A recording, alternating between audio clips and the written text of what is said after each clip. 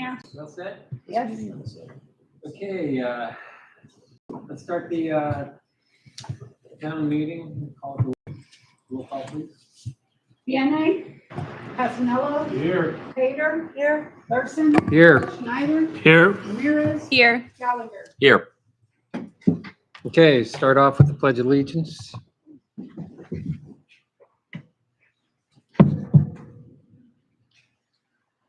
I pledge allegiance to the flag of the United States of America and to the republic for which it stands, one nation, under God, indivisible, with liberty and justice for all.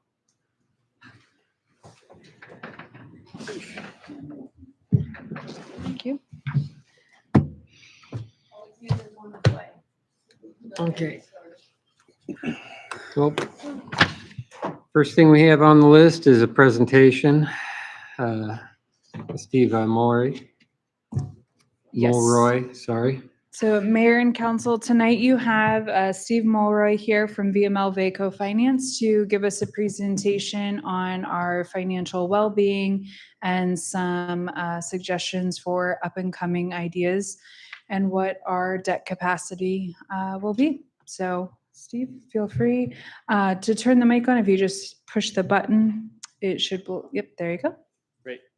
Mr. Mayor, Council, I appreciate the opportunity to speak. I've been having conversations with staff, and one of the things that, one of our services that we provide is we take a look at credit profiles of cities and towns. So they've tasked us with that. So this report takes a look at Haymarket's financial credit profile. We also kind of weave in the CIP, the projects in that, and funding sources, whether through cash or debt financing. So with that, if we could go to the next slide, just a couple quick overview of who VML Vaco Finance is. We were established in 2003 as a nonprofit by VML and Vaco. VML and Vaco appoint our board of directors. The board of directors is the governing body that has oversight of our programs. We are registered as municipal advisors, and I have with me my colleague David McQuillan, who helped do a lot of the analysis for this report. So we are registered with MSRB and the SEC as municipal advisors.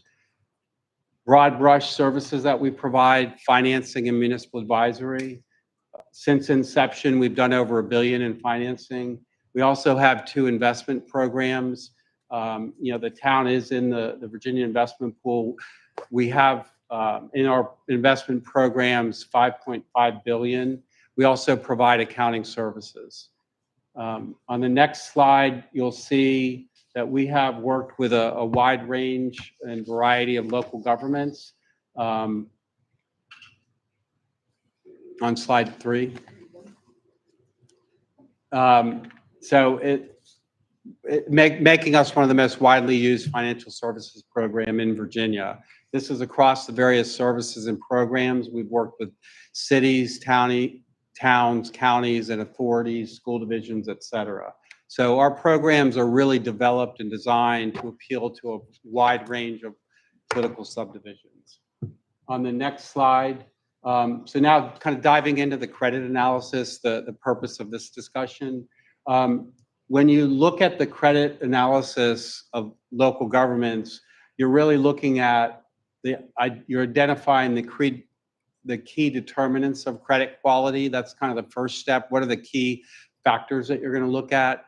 Then you're going to look at how Haymarket compares to its peers and the rating agencies' benchmarks that they have on some key measures. And then kind of weaving in the CIP, how in order to maintain a credit profile that is, the objective of the town, how do you decide on how much cash to use for PAYGO funding? How much can you use in terms of financing? What type of financing capacity do you have based on your credit profile? The last 2 elements, cash and debt, are with the objective of maintaining a certain credit profile. So when you look at the key determinants of credit quality, financial institutions, banks, rating agencies, they're going to look at various factors kind of categorized by these 4 areas. about a third of your credit profile is based on the economy, what the local economy is like.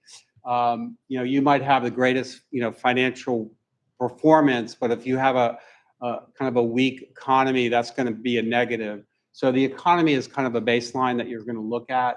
Financial performance, managing revenues and expenses. Are you generating a surplus? Are you running into budget deficits? Leverage, what kind of debt that you're carrying, and how does that impact some of your budgeting decisions and flexibility in terms of budgeting. And then to a lesser degree, which is more qualitative, institutional framework, we're going to focus on the first three because that's the bulk of what your credit profile looks like. But institutional framework looks at how much control does the governing body have. There are some states where they have to get permission from a state oversight authority. In some cases, like counties in Virginia, have to go to the citizens for a referendum. So the rating agencies are going to look at how much control does the governing body have in developing and just making decisions with respect to its budget. So kind of diving into the economy, one of the things that jumps out when you're looking at Haymarket, when you look at the census 2010, 2020, Haymarket's population declined based on census data by about 13%. That compares to the other localities kind of in the universe, Dumfries, Middleburg, Purcellville, et cetera, which had, for the most part, positive or flat population change. But then, yes, sir. Yeah, Steve, is it okay if we ask questions as you go Yeah, along? please do. Yeah, Okay. absolutely. I mean, this has been an issue that we've talked about, this decline or so-called decline that we weren't very comfortable with. Are there things that you can suggest for us as well to kind of help us figure out how accurate that is? I know it's based on census data, but for the love of goodness, I mean, it just doesn't make any sense from what we observe. Well, maybe the We have next three slide will communities that were address that. 'Cause developed. more recently, there is positive. I mean, the numbers are reversing. So it's just under 2%, I believe, to fiscal 22 or calendar 22, from 20 to 22. And from what I understand, there's additional development coming online. So that was a historical perspective. I mean, I think things are changing now. So, I mean, it's a backdrop. I think the bigger issue is the level of population. I think rating agencies, the more diverse an economy is, the larger the population, the more flexibility that local government's going to have in terms of managing their budget.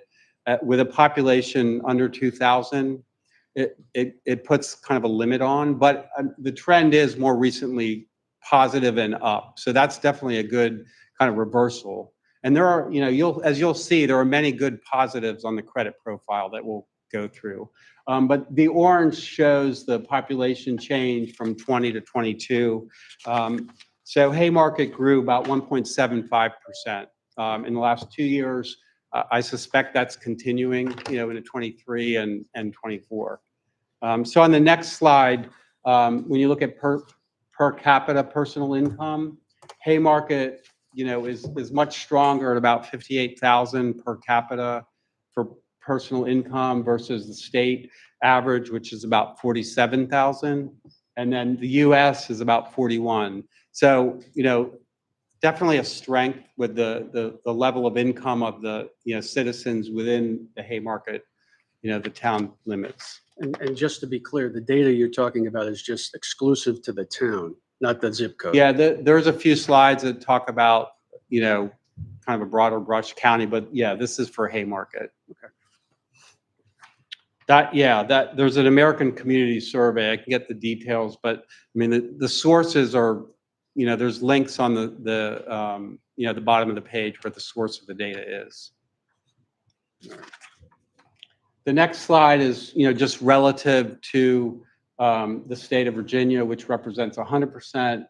Haymarket, shows well relative to some of its peers. some of the peers, Dumfries, Lovettsville, Quantico, are below the state's 100% of the state's per capita income, but it is over 120%. So it shows well relative to the overall average in the state. Taxable assessed value, just kind of a quick and dirty. This is, if you're looking at the economy, as the assessed values, are they growing? Are they healthy? And there's positive upward slope to the assessed value in the town. So another kind of metric for the economy that things are, going well. The market value of the real estate is positive and growing.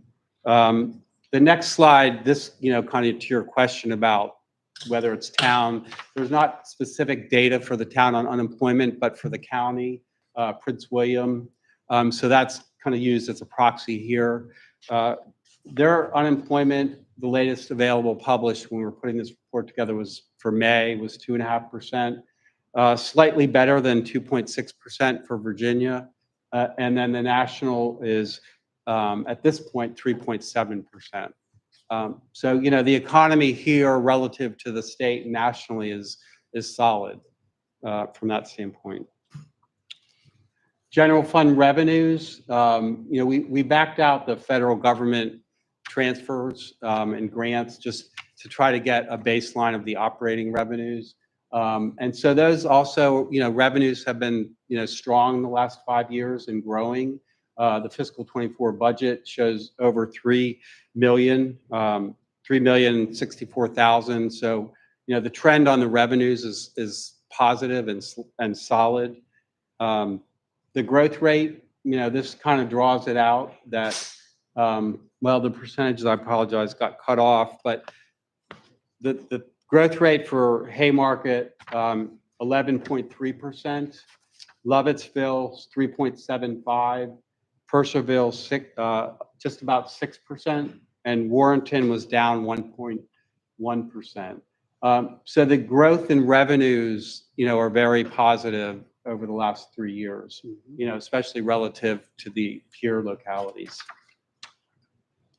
I think this is an interesting slide. This really highlights the source of revenues for the town relative to other comparable towns, Lovettsville, Purcellville, and Warrenton. The revenue sources are real estate taxes, meals tax, cigarette tax, VPOL, consumer utility, and local sales and use. I think that, one of the things that jumps out is that Haymarket has quite a bit coming from the meals tax. The meals tax is about 37% of revenues. These are all fiscal 22 numbers. Lovettsville's audit was not published, so the 22 audit, so that's based on 21 audit. Lovettsville's meal tax was 13%, Purcellville 23%, Warrenton 22%. So Haymarket has quite a bit of reliance on the meals tax. Another thing that kind of jumps out is the real estate tax. For Lovettsville, their 46.7% of their revenues come from the real estate tax. Purcellville's 33%, Warrenton's 9.9%. Haymarket also is on the low end at 13.8%. Real estate tax tends to be a more stable source of revenue. Meals tax, on the other hand, historically has been volatile. Just consumer discretionary spending is up and down with the economy. So that tends to be a little bit more volatile. Just something to keep in mind as you're kind of working on the budget. The Haymarket is more reliant on that volatile source of income than its peer localities. Give me a second. So in the other, is there some other sources of income? What are those? Is there a common component to that? Is that permitting? Is that other fees or State stuff. Yeah, I don't have the description here in front of me. I apologize. I mean, I can follow up and get that to you. there's just difference in between Warrenton and us? I'd be interested in what Warrenton's doing that they rely, it's a heavy part of their Right. revenue resources. Right, yeah, that is a pretty significant part of Warrenton, and the numbers are on the next page Okay, as thank well, you. just the details, wanted to provide that to you. But I can get more specifics, especially with respect to Warrenton and what their other is.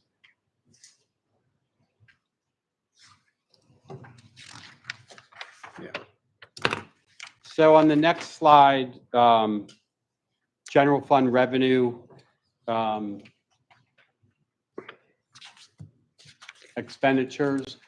Hard to see on the overhead here, but on your printouts, hopefully the numbers are there. But the orange represents capital expenditures, which were highlighted because they tend to be a little bit more volatile, and the sources of funding for them, can vary from reserve funds or debt financing, et cetera. So isolated the general fund expenses, and that, as the revenues grew, expenses grew modestly as well.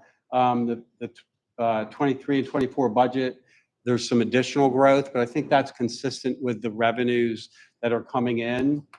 So on the next slide, and you'll see, well, before I get to that slide, this slide shows capital outlay as a percent of total expenditures.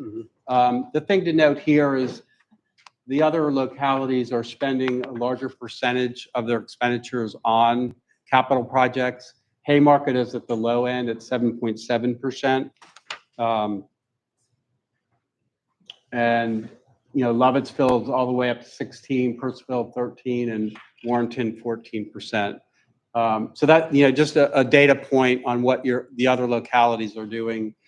They're spending more of their budget on, their capital projects. And then this is the one, revenues less expenditures. In fiscal 2018 and 2019, approaching 300,000. 300,000 in 18, 260 in 2019. But then the last 3 years has been very strong, ranging between 550 and 650,000. So clearly, there's strong financial management here where the revenues or the expenditures are, being matched to the expenditures. You're not running deficits.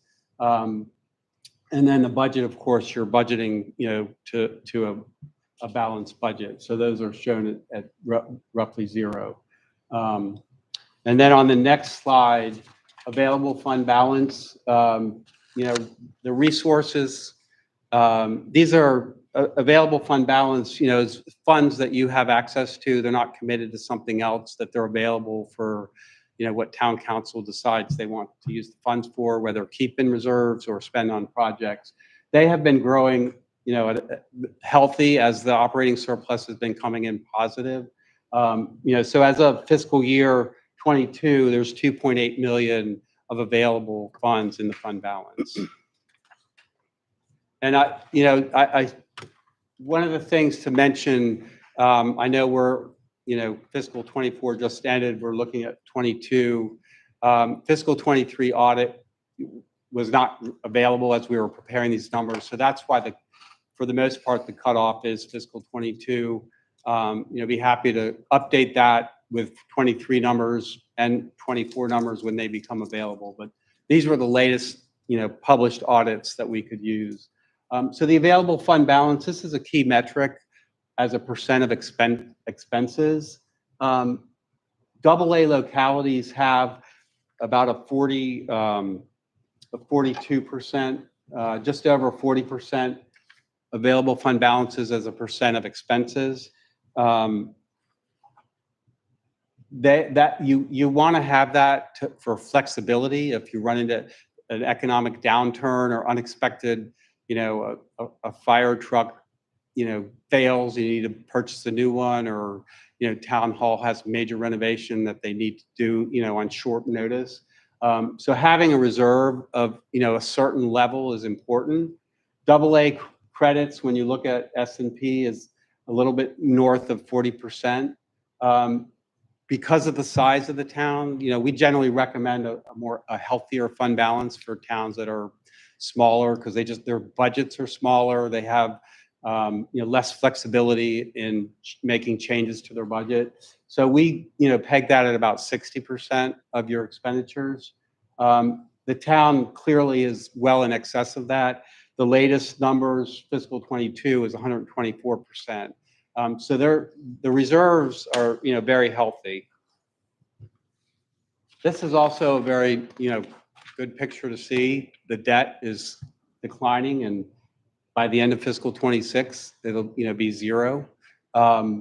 Begs the question though: are there projects that are being deferred that need to be funded? And maybe that's through cash, but this gives a lot of flexibility in how you approach new projects, because you do have the debt is rolling off, and you've made great progress over the years of paying that down without incurring additional debt to keep that up.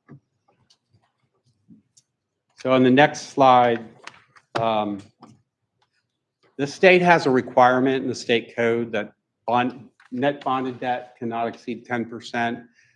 In my experience as a financial advisor, I've only seen one locality exceed that. They had to restructure some debt to stay below that. Generally, they are going to be lower in Virginia. Haymarket is extremely strong. It's 0.13%. So it's significantly below the state threshold of 10%. Fitch rates a single A credit if they have 1.56%, so more than 1.5%. So you're well below that. And a double A credit is about 1%. So from this metric, the level of debt, Haymarket is in very good shape, from a credit standpoint. As you would expect with low and falling debts, the debt service as a percent of total expenses, just slightly over 8%. S&P views anything 15% or lower as adequate. It's not going to be a negative on your credit analysis. I would say that the reason this is important is that debt it's a fixed expense unless you have variable rate debt, but for the most part, you're not going to. If you have a fixed debt service payment each year, if that's too large a percent of your budget, you have very little flexibility, to move things around if revenues don't come in, tax receipts don't come in as expected. At just over 8%, you have a very flexible budget. So again, a very positive on this. And then kind of pivoting now, like that's the credit profile. Now the next section, the next several slides talk about the CIP. So what we did, these are numbers that you've seen in the CIP. We've kind of recast them, broke them out into equipment and just the major line items, grouped it by the major line items. So the town center property, the security system, fiscal 2025, 225,000. The community park camera system, 50,000 in fiscal 26. And then police department cruisers, mounted cameras each year. So the top half, basically takes your information, pulls out the equipment from the CIP. The bottom half, essentially what we're trying to do there is it doesn't always make sense to just go into the market every year or to borrow or pay for projects that way each year.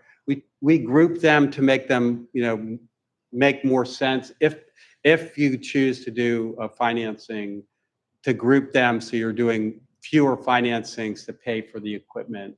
So in fiscal 25, 370,000 was significant enough to do standalone. 26 and 27, you group those to 276. Fiscal 28 and 29, you group them to come up with 162. And if bear with me, you'll see, the options are to cash fund these or equipment lease purchase is, also a viable option.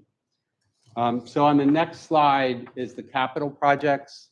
Again, major line items, Washington Street beautification, town center property, the Haymarket Community Park, the signage, et cetera, town website. So, we look from fiscal 25 through 29, what the projects are. And again, similar logic to the equipment, group them together in 2-year increments. So if you're, the 530,580, so yet for that first 2-year period, 1.1 million of projects, and the next 2-year fiscal 27 and 28, there's 1.5 million. When you do a financing, typically you're going to put money in an escrow and then pay for the project over 12 to 18 months. So that's part of the logic behind grouping these. You're not going to do a financing each year. You'll kind of earmark the projects you have over the next couple years, and then spend the loan proceeds towards that project. So with that backdrop, on the next slide, wanted to look at 2 scenarios for discussion purposes. One is the available fund balance at 75% of the general fund expenses. Right now, as I mentioned in an earlier slide, it's 124%. If you were to adjust that down so that your cash was still at 75%, that would free up 1.1 million of cash. And then the bottom part of the slide, if you're doing two kind of groupings of projects, you would have the project requirements in fiscal 25 or 1.1 million, on a pro rata basis, split the cash, 466,000 to that. And then in 27, 1.5 million of projects, 653 of cash. So that leaves the debt, the debt in the last column is 643 for the first tranche or phase, and then 900,000 in the second. That's, your 1.5 million of total debt over the period, and the 1.1 million of cash. So this is a way to finance or fund 2.6 million of projects, combination of cash and debt, and you're still leaving a very healthy fund balance. As you'll remember, like the strong credits had 40% or more. This scenario brings you to 75%. The next scenario goes to a 60% of available fund balance to the general fund expenses. And so that the amount of cash that's available increases a little bit to 1.4 million. The amount of debt drops to 1.2 million. Again, the cash is allocated pro rata based on the project needs. And so here, you're using more cash, still preserving a relatively healthy fund balance, but you're reducing the amount of debt that you might need to take to fund the projects. So the last section here really takes the numbers and says, all right, if we do these 2 scenarios, what's the impact on the key credit ratios? The projected available fund balance drops to, for scenario 1 in fiscal 27, at the end of the 2 financings, it's 1.7 million. For scenario 2, it's 1.3 million. So you still have a relatively healthy fund balance, in dollar amounts. And then on the next slide, the purple bars represent the pro formas based on the projected fund balance as a percent of general fund expenses. So fiscal 22 is 120%.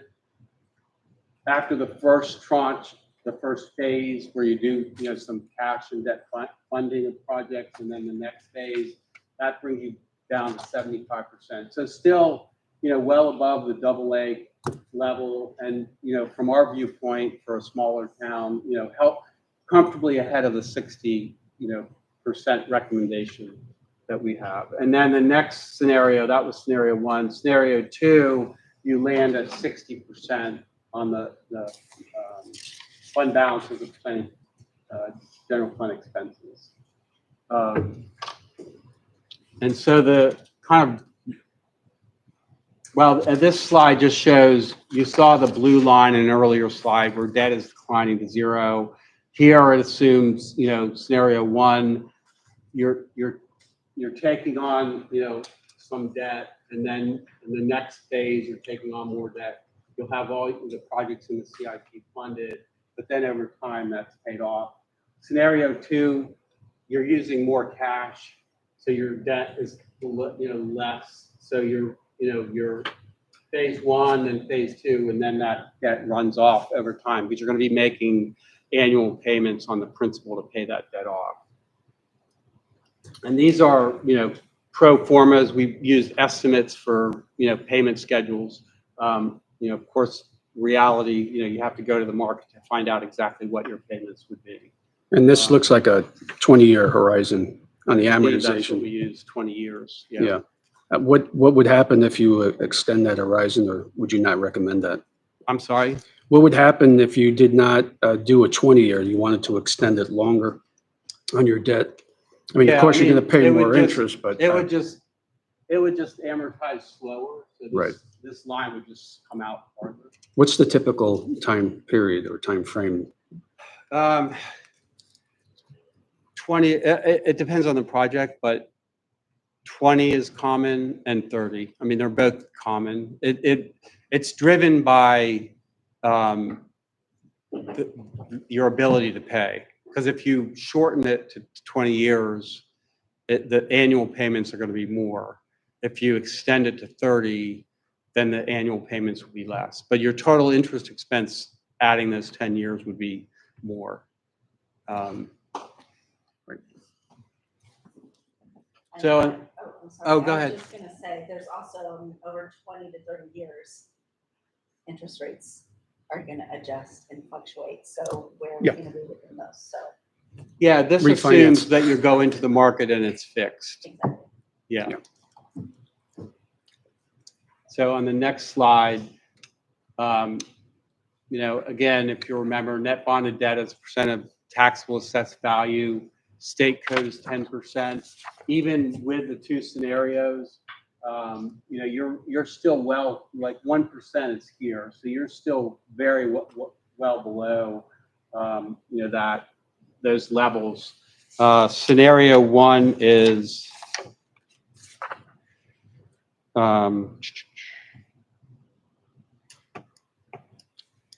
scenario one is 0.4%, and scenario two is 0.35.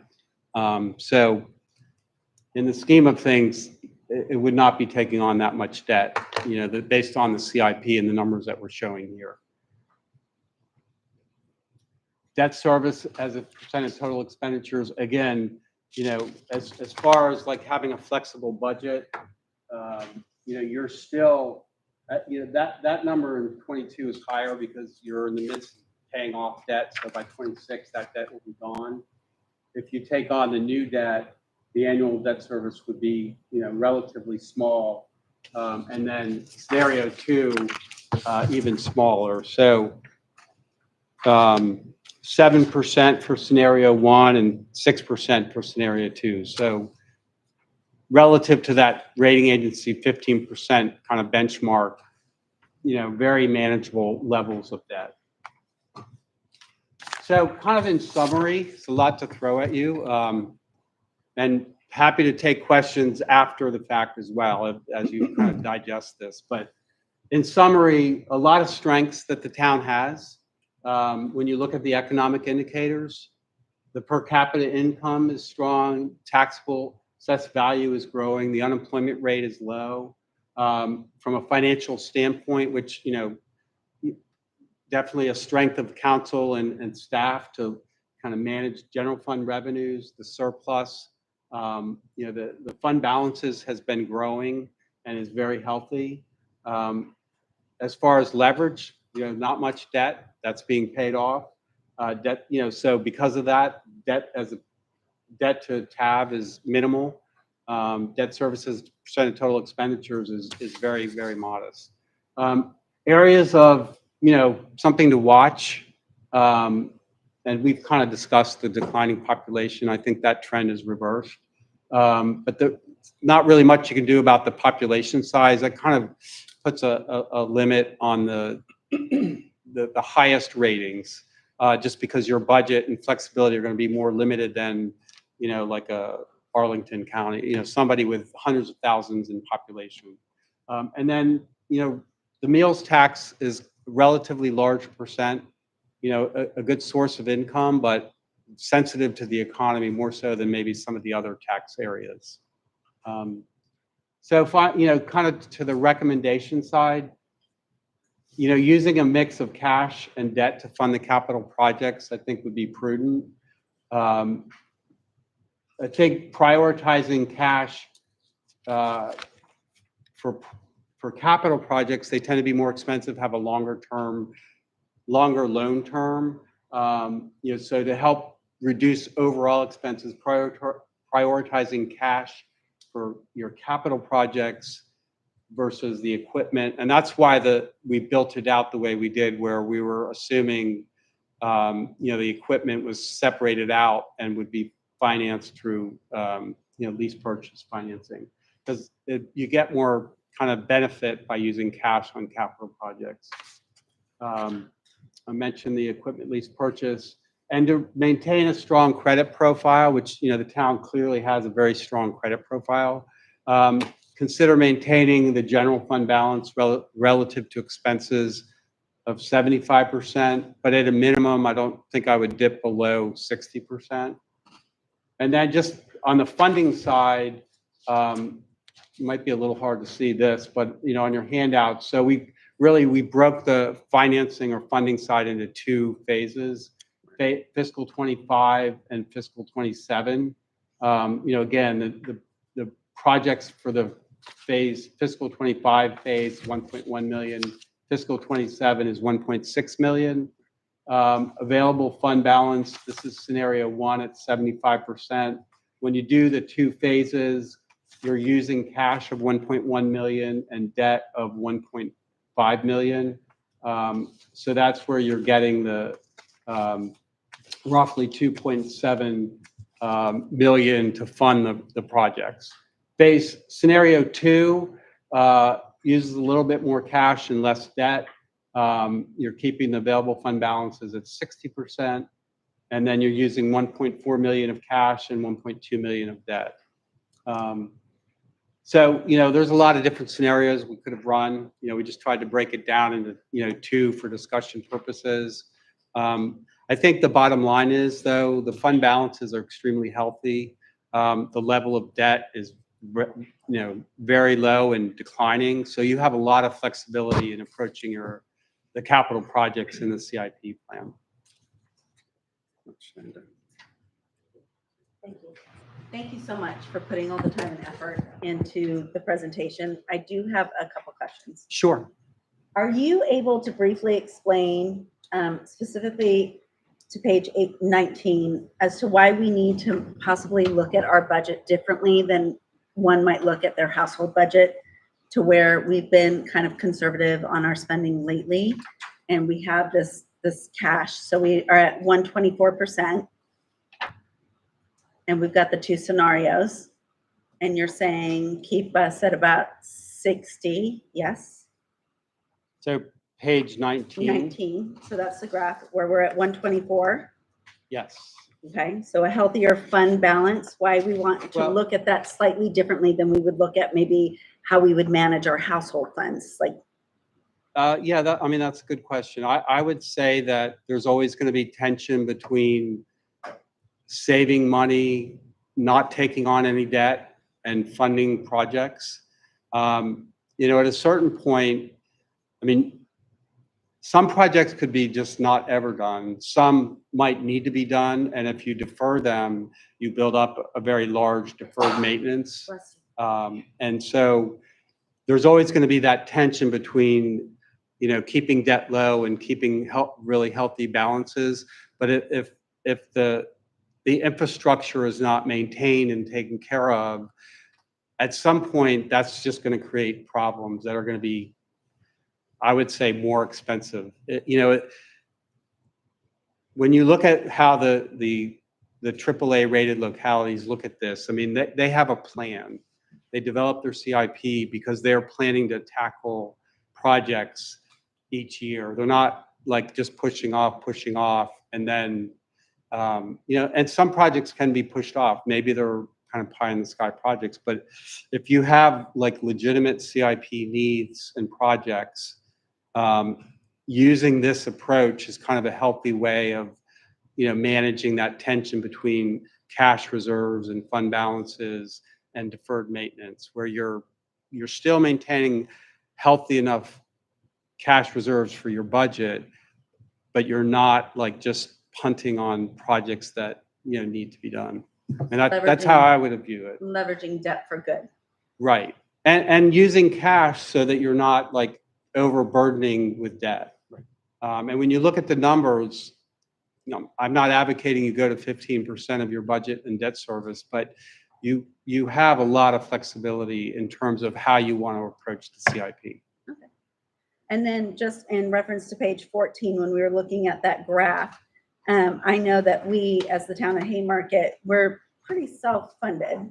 So when we're looking at that large other portion, just knowing that when we're comparing ourselves to other jurisdictions, that there are funds that are contributed to those other jurisdictions that we do not get. So that's part of the other. So just to make certain that everybody's clear on that. Right. And I apologize. I will, No, you're I'll fine. follow up You're with an fine. explanation of what is in other, because that is a good question. That's all I have. Thank you. Actually, I was quickly looking at it. Warrenton, the reason why is because they have a storm and water and sewer and storm and sewer and stormwater charges that is in other. That's about 5.9 million just water and sewer they collect. So the question, going back to the same page 14, we had some discussion. We've aggressively reduced our real estate tax rate over the last several years. And there was a question during this budget that if we continue that sort of aggressive posture, would it have an impact on our credit profile? And that does seem to be demonstrated here, that if we are compensating one for the other, if we continue to move the tax rate, would that have some implications on our financial standing? I mean, I would think so. I mean, right now, things are good. Your reserve funds are very healthy, but, it's near impossible to predict the economy. We've Economists have predicting a recession for several years now, and it hasn't happened. There's talk that the Fed's going to start lowering rates, starting in September, suggesting that maybe the economy is softening a bit. For all we know, your meals tax could continue right along and be a great source. But from a credit standpoint, I would just say that it's a riskier proposition than having more of a balance of other sources of revenues. And then this is more for Roberto. So the 2.2 that we talked about in terms of, I guess, cash on hand, that's consistent with what? That's the ARPA funds. That's not the ARPA funds. That's the.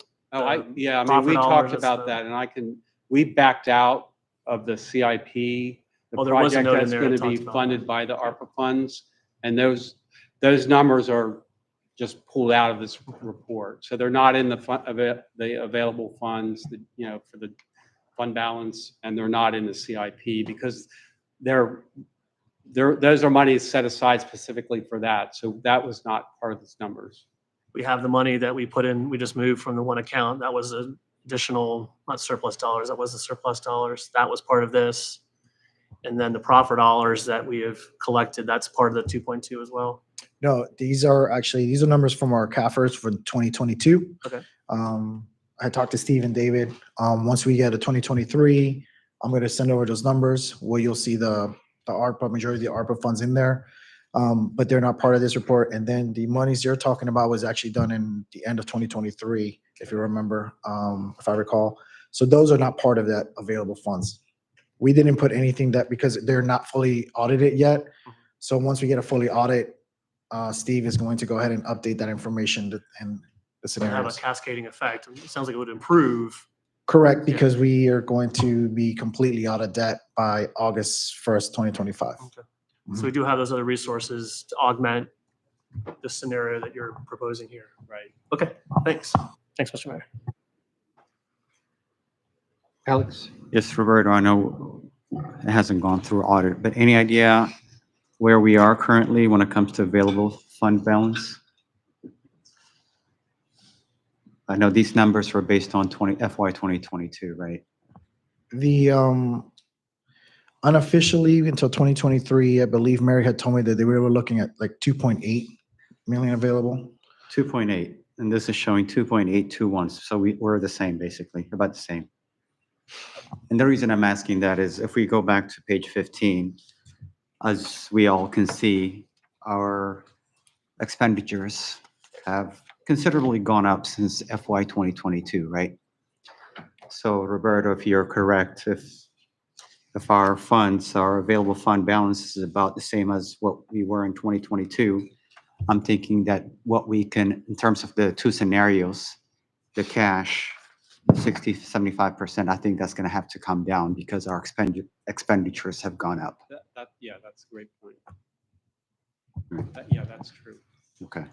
Though I would just remind everyone that we still have ARPA funds that are not part of this scenario, so we could use that cash for infrastructure. So that's another scenario too we got to think about, as well as the proffers for the park. Anybody else? Yeah, we'll have to wait and see where, in terms of where we end up with the numbers for FY 2023, but that's an observation that all right, thank you. Joe, any questions? No? Okay. Hey, Steve, thanks for coming again. Absolutely. Long time no see, but I really appreciate it. When you say a riskier proposition earlier, what do you mean by that? When you say riskier proposition, are we talking higher rates perhaps, rather than the amount that we could use in debt service?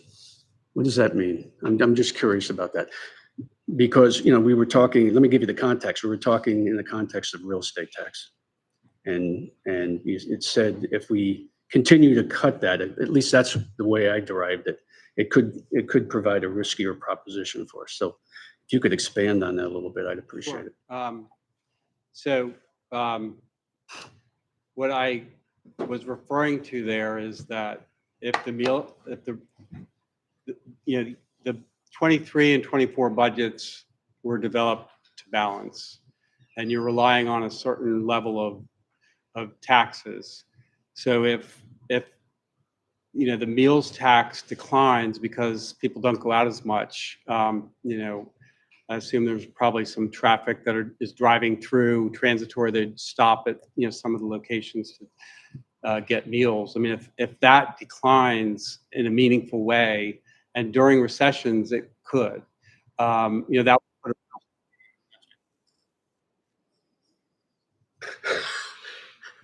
That was you in stereo. you in place. But yeah, that would put a strain on the budget, and you would either have to cut expenses or dip into the reserve funds.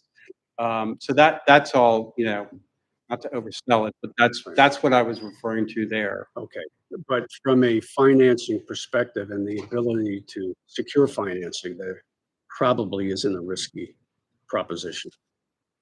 I didn't hear the So last an part of it. ability to finance, to secure financing, it shouldn't have that much of an impact. At least that's what I'm projecting. That's a fair statement, Okay. because I think the overall picture is still healthy. Right. And I think when you look at how the budget has been managed, you've consistently, and I know we, about 8 years ago, and there were deficits, and that was more concerning. But the last 5 years, there's been healthy surpluses. The reserve funds have been growing. So it would not be like a major red flag because of the overall financial profile. And I appreciate the fact that this is kind of like a cobbling of finance, cobbling together, using cash and debt, kind of like debt and equity, right? you know, that kind of calculation that you make. So that's kind of like where I thought we would end up eventually. Yeah. But we- You know, there's really, given the level of resources that the town has, there's really no reason to just do all in on debt. I mean, you know, you should be applauded for keeping debt low. But, you know, you're in a position now to, you know, incur some debt. You have plenty of cash, you know, based on the numbers, 22 number, to, you know, fund some of the projects with that cash. I have a couple of process questions, unless somebody wants to ask anything specific. Joe, so your question was sort of counter to my question earlier. The point of what I was looking at, slide 14, is a diverse tax base. I think generally we don't want to over rely on anyone. We're having this issue with data centers now in the county where we're having over reliance on a particular income. So I think what we need to be sensitive to the fact is what demonstrates here is that we want to be as diverse as possible. So relying heavily on one could have a potential impact on the rest, was the point I was trying to make with that statement. Of course. Thanks. And we are pretty diverse. Like the others are somewhat diverse, but that's pretty hefty real estate tax. Anyway, so I just wanted to talk a little bit about the determinants of credit quality. What is that, slide 5? Okay. Yeah, just a little bit about the weights on that and how it's weighted and what's included in that, because I mean, that's a pretty broad brush, but you get a little bit deeper, right? Right. What are the different inputs to each of those categories? Can you talk a little bit more about that? Yes. So these are kind of derived from the rating agencies, and this is how they approach it. And, you know, using your term broad brush, I mean, this analysis is not like a dive and arriving at this is what we think your credit rating would be. That would take, you know, more work, more analysis. But we generally followed this, like we looked at these major categories. You know, we didn't kind of, you know, assemble them all together or 30% weight here, here, and here, and come up with a number. But the rating agencies, that's kind of their mindset. They're looking at these various categories, and they're weighting each of these about a third. And, you know, institutional framework 10%. So that's you know, if you drill down on a more, you know, kind of detailed credit rating companies analysis, that's kind of the approach they're taking. And we modeled after that, but we're not coming up with a final rating. So we're not like rating things, but we're just looking at the determinants of each of those factors. Right. Okay. And that kind of segues into where my next question would be Okay. about time frame. Because what you're talking about and what you're, I guess, alluding to is the time frame, the process it takes to get from point A to point Z, Right. more or less. So going forward, once we kind of get our stuff together here in town, how long would it take to go through this process in order to secure the funding that we're looking for? And who would do that, by the way?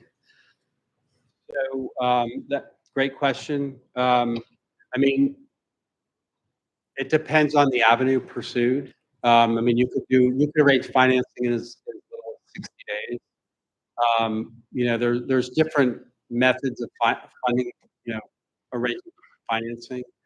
You know, the state bond pool, the Virginia Resource Authority is one option. They have a schedule 3 times a year. You know, they're going into the market, I believe, May, August, and November, or, you know, somewhere around that time frame. If you do a bank loan, which is a very common approach, and the amount we're talking about probably makes the most sense. You can do those in as little as 60 days. So that, yeah, it's not a very lengthy frame to get the process started. And I remember 8 years ago. I remember 8 years ago when we were talking about this, and how much we could secure funding for. So who would manage it? Do you guys do that kind of work? As a municipal sponsor, we could, you know, oversee the process and help. I mean, our services on the municipal advisory can be broken out into 2 areas: planning and then execution, where we help arrange the financing, and help evaluate the different financing options and work with a team to make it happen. Right. And typically, what is your charge for that kind of finance advice? It really depends. It starts at like 7,500. Is that a percentage of whatever we're going to borrow or anything like that? Is it a percentage fee? We have a flat fee that we charge, but we also can charge basis points from the loan. Mhm. BRA, for example, charges 12 basis points. Ours are 10 or less, depending on the size of the loan. Or you can opt not to pay that annual fee and pay upfront. So it really depends, and all that's laid at a time. You'll know exactly what our fees would be for that finance. Okay. I just wanted to go to 14 one more time and just put it out there that some of those other fees, and I'll ask Roberto to chime in. I think, one of the big ones in the other is the TOT, because that has a line item, so maybe I'm missing that. Perhaps that's one of the others, yeah. The transit occupancy tax because of the new hotel. So we have a pretty significant revenue stream from that.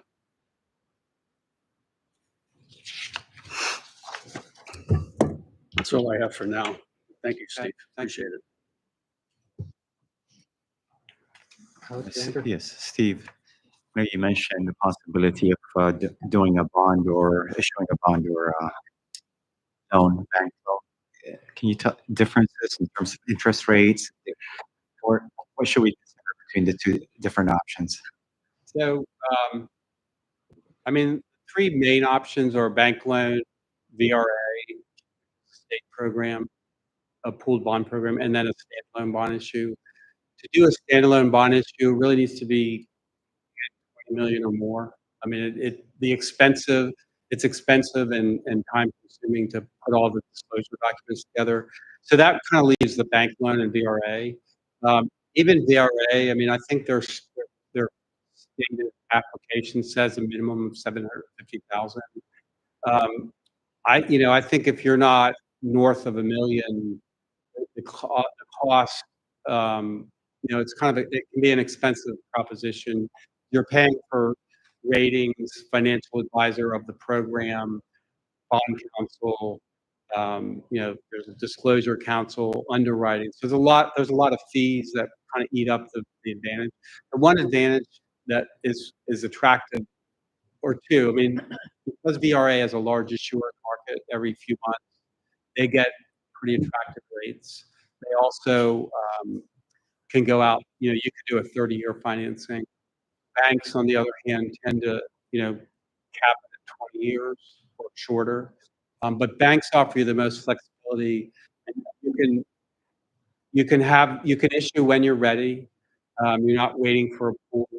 You don't have the disclosure, requirements to VRA and the bond issue. You primarily just provide your financial statements each year at the bank.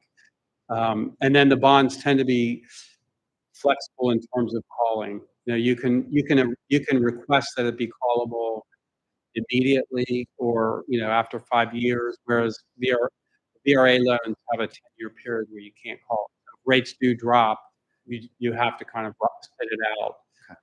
There's exceptions to every rule, but it's expensive to pursue one of those exceptions. So basically, you're kind of locked in for 10 years. So there's definitely pros and cons to each. I think the numbers we were talking about makes a lot more sense for a bank loan because they're on the relatively small side. Thanks. Good point. Any more questions? Okay. Roberto, you good? Something to think about. Okay. Thanks for your time, Steve. Yeah, thank you. I appreciate the time and thanks for questions. Thank you, Steve. Thank you. Thank you. Super. So we have just our technical question now that we've had this presentation. We'll have an item next week on the agenda to begin discussion. Handle this. Or Well- Roberto, I'm sorry, we got staff. If staff had a always. Finish what you got to do. We'll come back. Or Emily, what were you anticipating that I we think, would have I a think we need a follow-up? strategic plan to actually map out what our true CIP is, and then, of course, once we've locked into it, So we have fire the our, trigger. we do have our adopted CIP from the this past couple months that we're working on. And then, as I mentioned to our finance liaisons, I was going to give an update tonight. We do have an opportunity to hire a strategic plan consultant who can start as early as the week of August 12th, and we can have a strategic plan adopted in hand by October 31st. So if this is something that we want to proceed with, we can definitely move forward on that. I just need a commitment from council on availability. So Availability. for you to attend a couple special meetings, and then you guys will have homework assignments from this consultant. Or if we hire another consultant, you would have homework assignments that would need to be turned around in a timely fashion as well. That's overall topics, not just the 3 priority projects. That's correct. It would be overall, it's a discussion of your vision statement, your missions, your goals are behind here. So it's a rediscussion of those 3 as well as your strategic priorities. What we would like to do is over the course of the next 2 years, this also would set us up very well for a nice transition plan into your new council that will take seat in January. But we can come back to that. Yeah. If we're done, I'd like to try and close this up. We are in public meeting time. We good? Yep. Okay. So then we'll move on to the next agenda item, which is public hearings, I guess, public notice. No.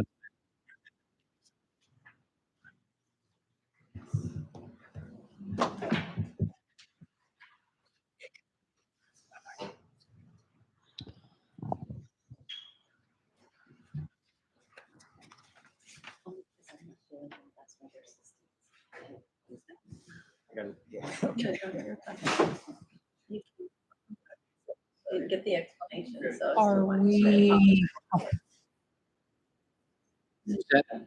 Are we pausing? Or are we? We're moving forward. We're already Okay, past all right. our public meeting So time. council members go off the dais. Just checking. Notice is hereby given that the Town of Haymarket Town Council will hold a public hearing on Monday, July 29th at 7 p.m. in the Haymarket Town Hall located at 15000 Washington Street, Suite 100, Haymarket, Virginia, on the following 4 items. Number 1, the addition of ordinance section 34-6, removal of snow and ice from sidewalks. The addition of this ordinance to the town code will require the town of Haymarket to remove snow and ice removal along the Washington Street, Route 55 streetscape, and other town-owned properties, while residents are responsible to remove snow and ice on the sidewalks abutting their properties. The ordinance draft and map is available on the town's website at townofhaymarket.org and for review at Town Hall. Item number 2, to consider the general and comprehensive amendments to the town comprehensive plan by updating the definition of a historic resource in that historic resources section of the town's comprehensive plan. The comprehensive plan draft is available on the town's website at townofhaymarket.org and for review at the town hall located at 15000 Washington Street. Number 3, to consider a text amendment to the town of Haymarket zoning ordinance by updating the preliminary and final plat requirements sections in the town ordinance. The zoning text amendment draft is available on the town's website, townofhaymarket.org, and for review at the town hall. Number 4, fiscal year 2024-2025 amendment to the adopted budget is to consider amending the 2024-2025 budget as summarized below.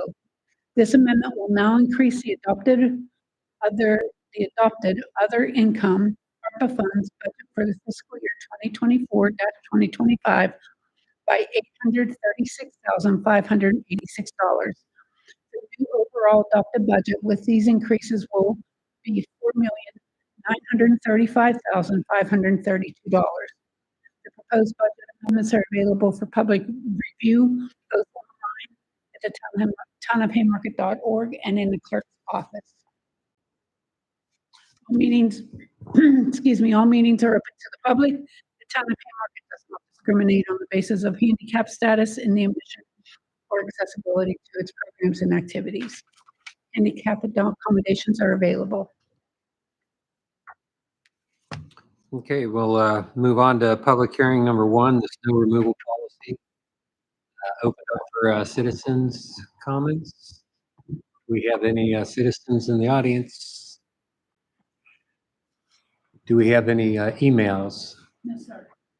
Okay, then we'll move on to hearing number 2, which is the comprehensive plan amendments. Anyone in the audience like to make a citizen comment? Any emails? Okay, we'll move on to public hearing number 3, zoning text amendment. Anyone in the audience want to give a citizen comment? Any emails? No, sir. Okay, public hearing number 4, fiscal year 25 budget amendment. Any citizens want to make comments? Any emails? No, sir. Did you say budget amendment or text amendment? I think I did 5. Did I do 3? Or One was a public notice. Yeah, you did. 3, 4, 5. did I hit them all? You hit them all. Okay. Okay, so we'll close public hearings then and move on to our regular meeting agenda items. Before we do, does anybody need to take a break or do you want to move forward? Okay, we'll move on forward then. Monthly financial report.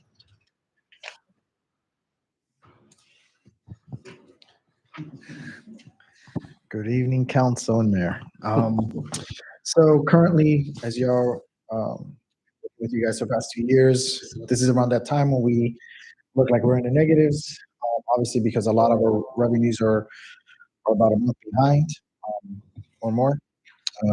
I don't know if there's any specific questions on this current financials. On Monday, I do plan on giving up an updated FY 2024, so an unaudited FY 2024, as we have now been collecting some of the major revenues as meals tax, TOT, they were due the last week, but they are credited to June.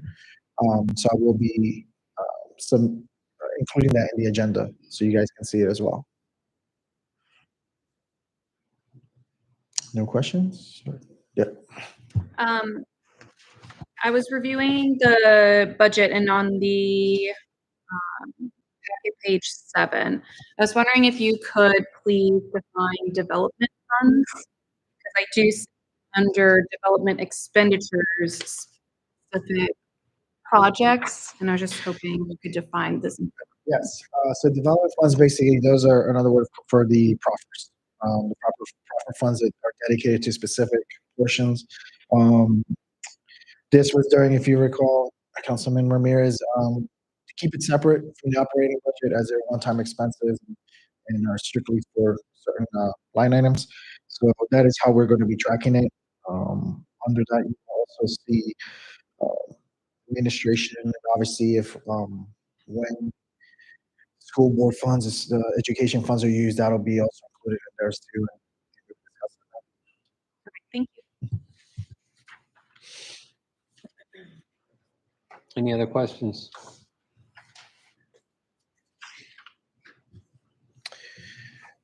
Okay. Okay.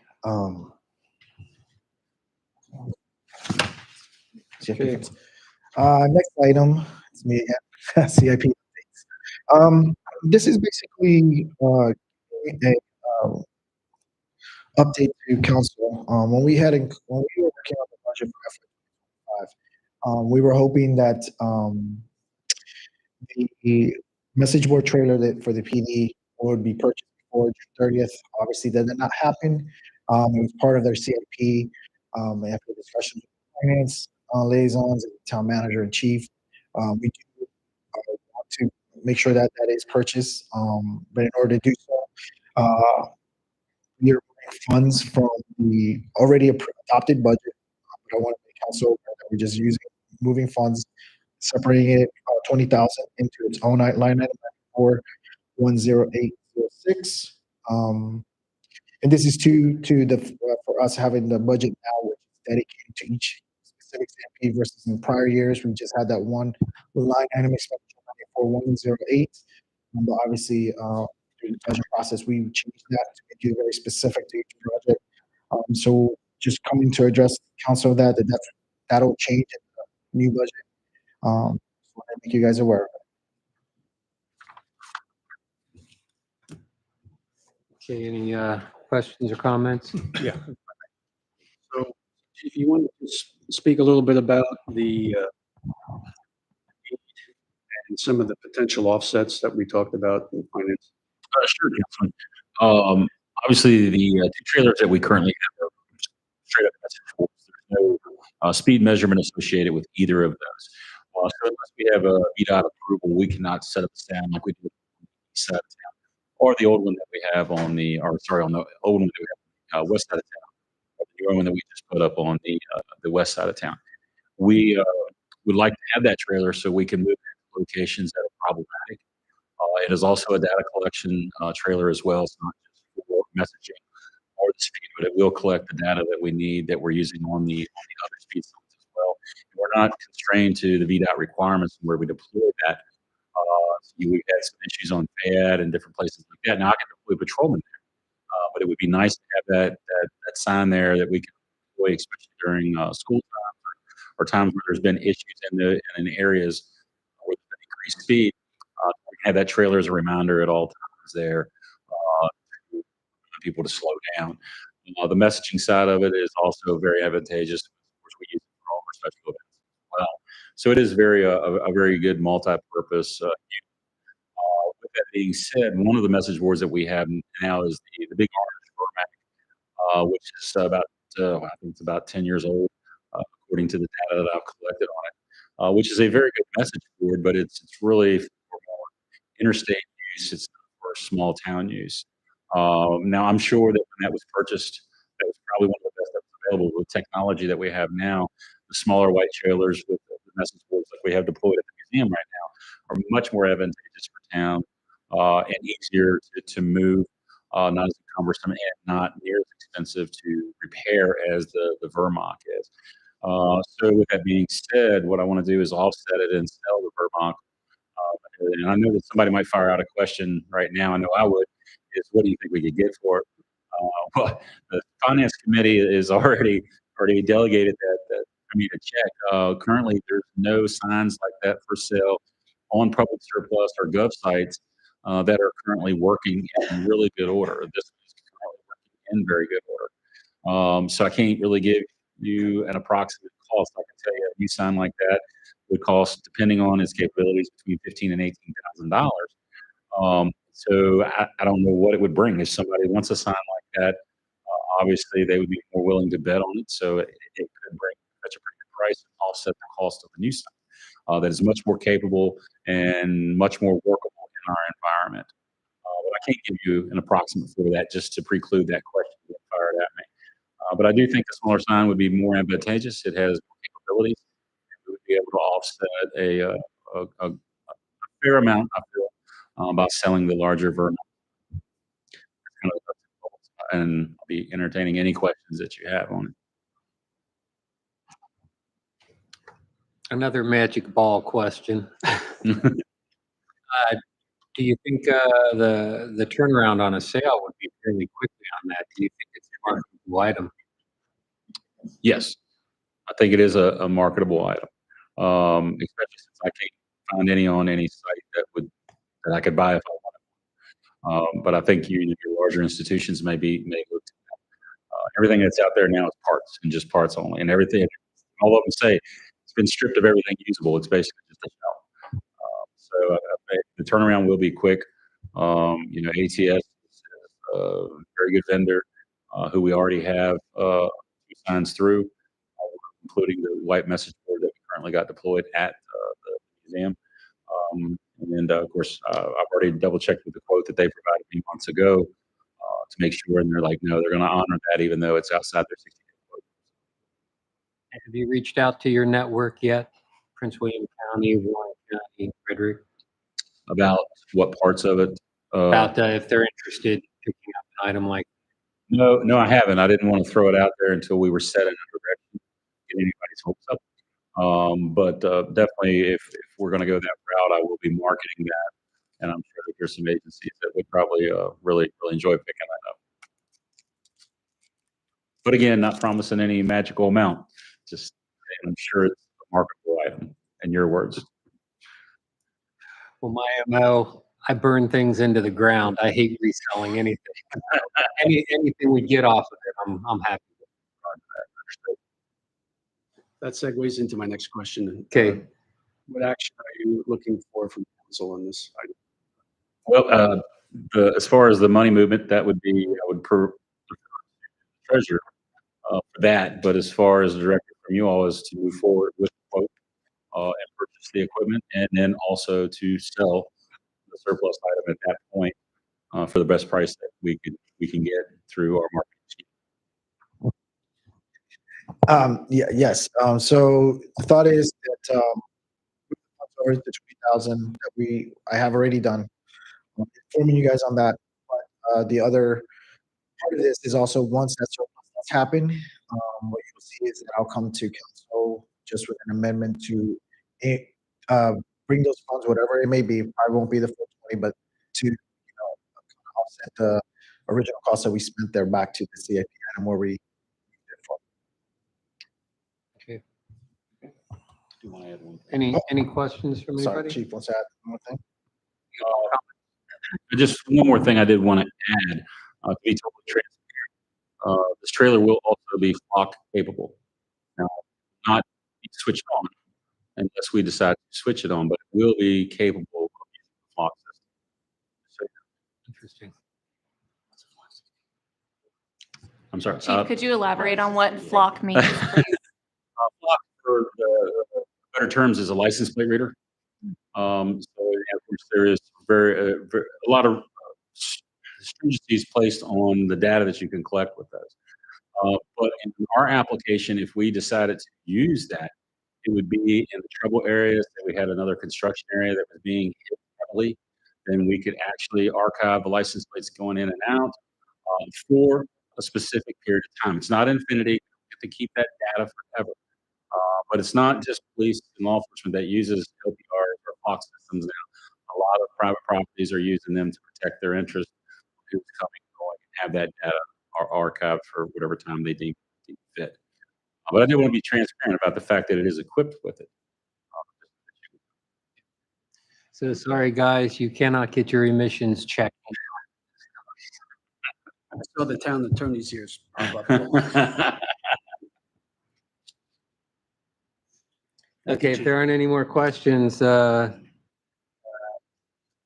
any objections to going for a direction for a quote and start the process for getting a nibble on the sales? Okay, so directed. Okay, moving on then. Resolution 2024-004. Yes, good evening, council.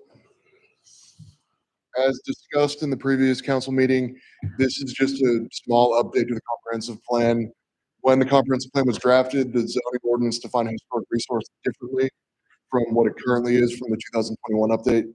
What I provided on page 10 has the language that matches the current zoning ordinance that will be adopted into the comprehensive plan. Additionally, packet page 11 has the draft resolution for 2024-004 for council's comment. Okay, any further comments on that, Matt? Just a question. Do we have anything in the town? I know we're now kind of going to this pre-19, 50 versus 50 years old. Is there anything that we have that would kind of be on the borderline? Something that's in the 50s, or is there anything currently that would kind of say, hey, in a couple of years, we're going to want to come back and revisit? as part of this, and Chairman Schneider or the ARB Chair Schneider can speak to this as well, but this comprehensive plan amendment and the zoning text itself is something that we're looking into to ensure what are the historic buildings now part of this definition, and I'm making sure in the comprehensive plan and in the ARB guidelines to update the historic inventory so we know what buildings we need to be looking out for, know what to contribute resources to the town, and ensure that we're following proper procedure to make sure those resources are preserved for us. So this is part of a greater, I guess, effort to ensure that we've kept track of everything the right way. I just follow. So Thomas, I think most of the ones we've seen, Light Drive has a couple of 1950s, Madison Street. Most of our other areas have been developed. Most of the houses that are older than 1950 are along our major corridors right now versus our interior. 50 years old is the benchmark or is best practice. It's a generational sort of thing. We're trying to address previous generations. Now it is realistic that town hall I used to live in, Long Street Commons, at some point will be considered historic. The district has 3 levels, right? The district has sort of 3 levels of designation. There's within the district, has your houses within the district. You have some architectural review control. That's part of the ARB or historic overlay district. You then have this definition, which says, okay, the next sort of evaluation occurs prior to 1950. And then the comp plan is another designation of specific properties that are considered historic to the town. They may not have a state or national, but are considered historic to the town. Like that, some of the buildings that we own. So 1950, when we try to go back and figure out why 1950 was be a very specific request based on a certain interest of a particular landowner at the time. So we've tried to piece together any more rationale. I think, Thomas, correct me if I'm wrong, and Alexander, correct me if I'm wrong too, that there were some discussions with PC that maybe we need to revisit that definition at some point in the future, but that would be rolled into additional edits. Right now, several years ago, the town looked at shrinking the historic district just to the major corridors. And and we did not adopt that as part of the rewrite to the zoning ordinance. We updated the text of the old historic overlay, but we did not amend the boundary. So we have a timeline probably within the next year, within the next 6 months to bring that boundary back. And we can revisit the definition of or readdress this 1950. What is the utility of using just this specific date versus the rolling standard, which has been 50 years or older? So, but to your point, there's not a whole lot left. So, yeah. Emily, did I see you jump for a comment or no? Okay. I saw Joe's pen moving. So, Mr. Moses. Robert Moses.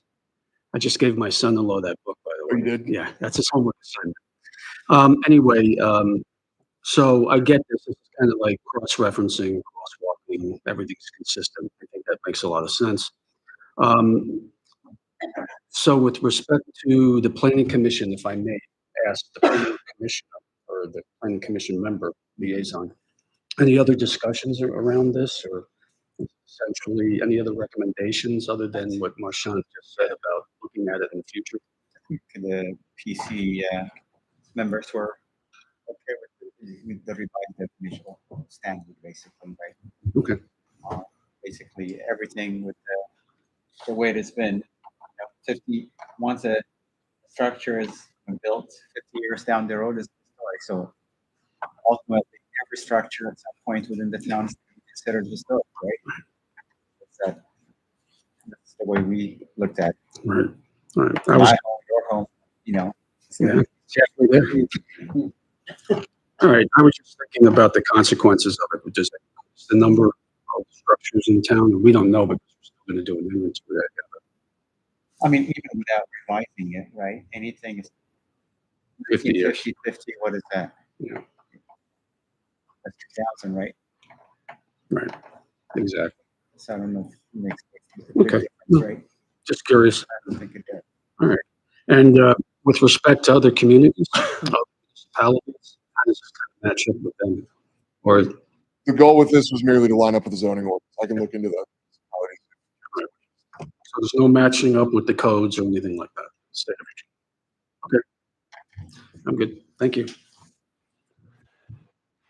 The ARB did review it as well and did a, PC has a purview over the comp plan and the zoning ordinance, but the ARB did review it and did think it was appropriate to reconcile the two with the caveat that we would revisit it with the reduction or potential reduction of the historic overlay. Thanks. I'm good. Okay. In the resolution, we got the whereas the public meeting held. Any feedback from citizens? Okay, and Joe already hit the paragraph about planning commission feedback. Just looking through the ordinance that we're going to be looking at. Yeah, that pretty much answers it all. Anybody else have anything? Okay, we'll move on. Thank you, Thomas. Next week. And I won't be here, by the way, but Vice Mayor knows that. Yeah. Let me see where we are here. Ordinance. Okay, agenda item 5.4. Yes. So we're starting on page 12 now. We're moving to the zoning ordinance now instead of comprehensive plan. Just a brief overview again. We've gone over this a few times, but in order to be fully compliant with the Chesapeake Bay Preservation Act, we've had to make a few adjustments to the comprehensive plan and zoning ordinance over time. This is the final adjustment that we will need to make. It's simply, we have the plan and plat requirements found in section 3 of the zoning ordinance. And then we have the same requirements that now meet DEQ standards in section 22 of the zoning ordinance, which is considered the subdivision ordinance. I've added note specific plat requirements related to Chesapeake Bay Preservation Act guidelines. So what I've done is attached section 3 of the zoning ordinance, section 22. I've highlighted the annotation cross-referencing 2 points, and that is the only zoning text amendment that is left that's required to be fully compliant with the Chesapeake Bay Preservation Act according to DEQ. In the draft ordinance to amend Town of Haymarket zoning ordinance on page 21 of that.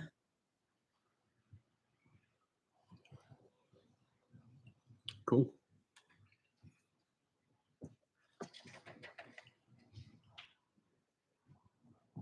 While you look through that as well, just to provide just a little more context, examples of what else we've revised to meet these requirements have been adding a resource protection area map to the comprehensive plan requirements, a couple of other zoning text amendments, making sure we keep accounting of any older structures that may still have a septic system, and making sure that that transition to the Prince William County Service Authority is smooth.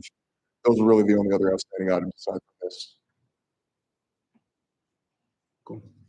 Just random question. Do we have a lot of or many residents still on like the? I would need to look at the list again, but at the time confirmed was under 5. The list that we had to scour was less than 15. We shouldn't be looking at more than 10, if that. Anybody with questions, comments?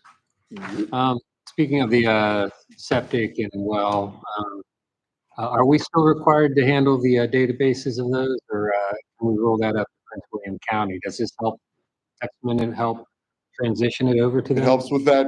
Part of what we were required to amend was just keeping that inventory. And like I was saying earlier, any updates that do happen where we know that this property now does not run under septic, we just need to make sure, or I need to make sure that the county has that updated information. And so as part of that process, we mailed out letters inquiring different property owners of what system they use, those kinds of things. Yeah, does this impact our yearly DEQ report that we're required to put together or anything, or does this help improve it? This helps improve it. Okay, I'm good. Thank you. Let me know what he thinks of our record. Okay.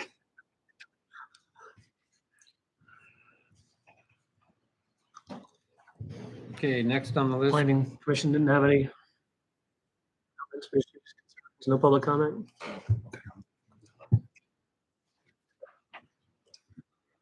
Last chance before we move on? Okay. The snow removal policy? So I've not received any citizen comments regarding the snow removal policy that we put out there. I did follow up with all of our citizens who had reached out to us this past January, February timeframe when we had those storms that we did in the sidewalks were not taken care of. So we've discussed this draft language previously. We had added a map on. Tom has created this map for us to designate the areas in which the town would be responsible. In the packet, it cut off just a little bit, but of course, it runs the entire length within the town of Washington Street, the north and the south side of the street. And then you'll see on Jefferson Street that the map designates that we take care of the west side of Jefferson Street. So if there's any questions, I'm happy to address any questions. I'll keep everybody posted if anyone reaches out in the meantime. Tracy. Is there a way that we can utilize this map on our? Absolutely. So once it goes live, that this has been approved, we can put up a couple notices. And then what I plan to do is have it set up hopefully flawlessly so that staff can send out this map in the winter when we go out and do sidewalk clearing and let everybody know that it's going to be taken care of. Please refer to this map. This is the area in which the town is taking care of. All other areas should be handled by the resident, property owner, or HOA appropriately. But I'll work with staff to make sure we have that well drafted and we know who's going to send it out. Because that's correct, yes. Perfect, thank you. So if there aren't any specific questions, I it'll, do. okay, ask away. No, just the actions going forward. What are you looking for?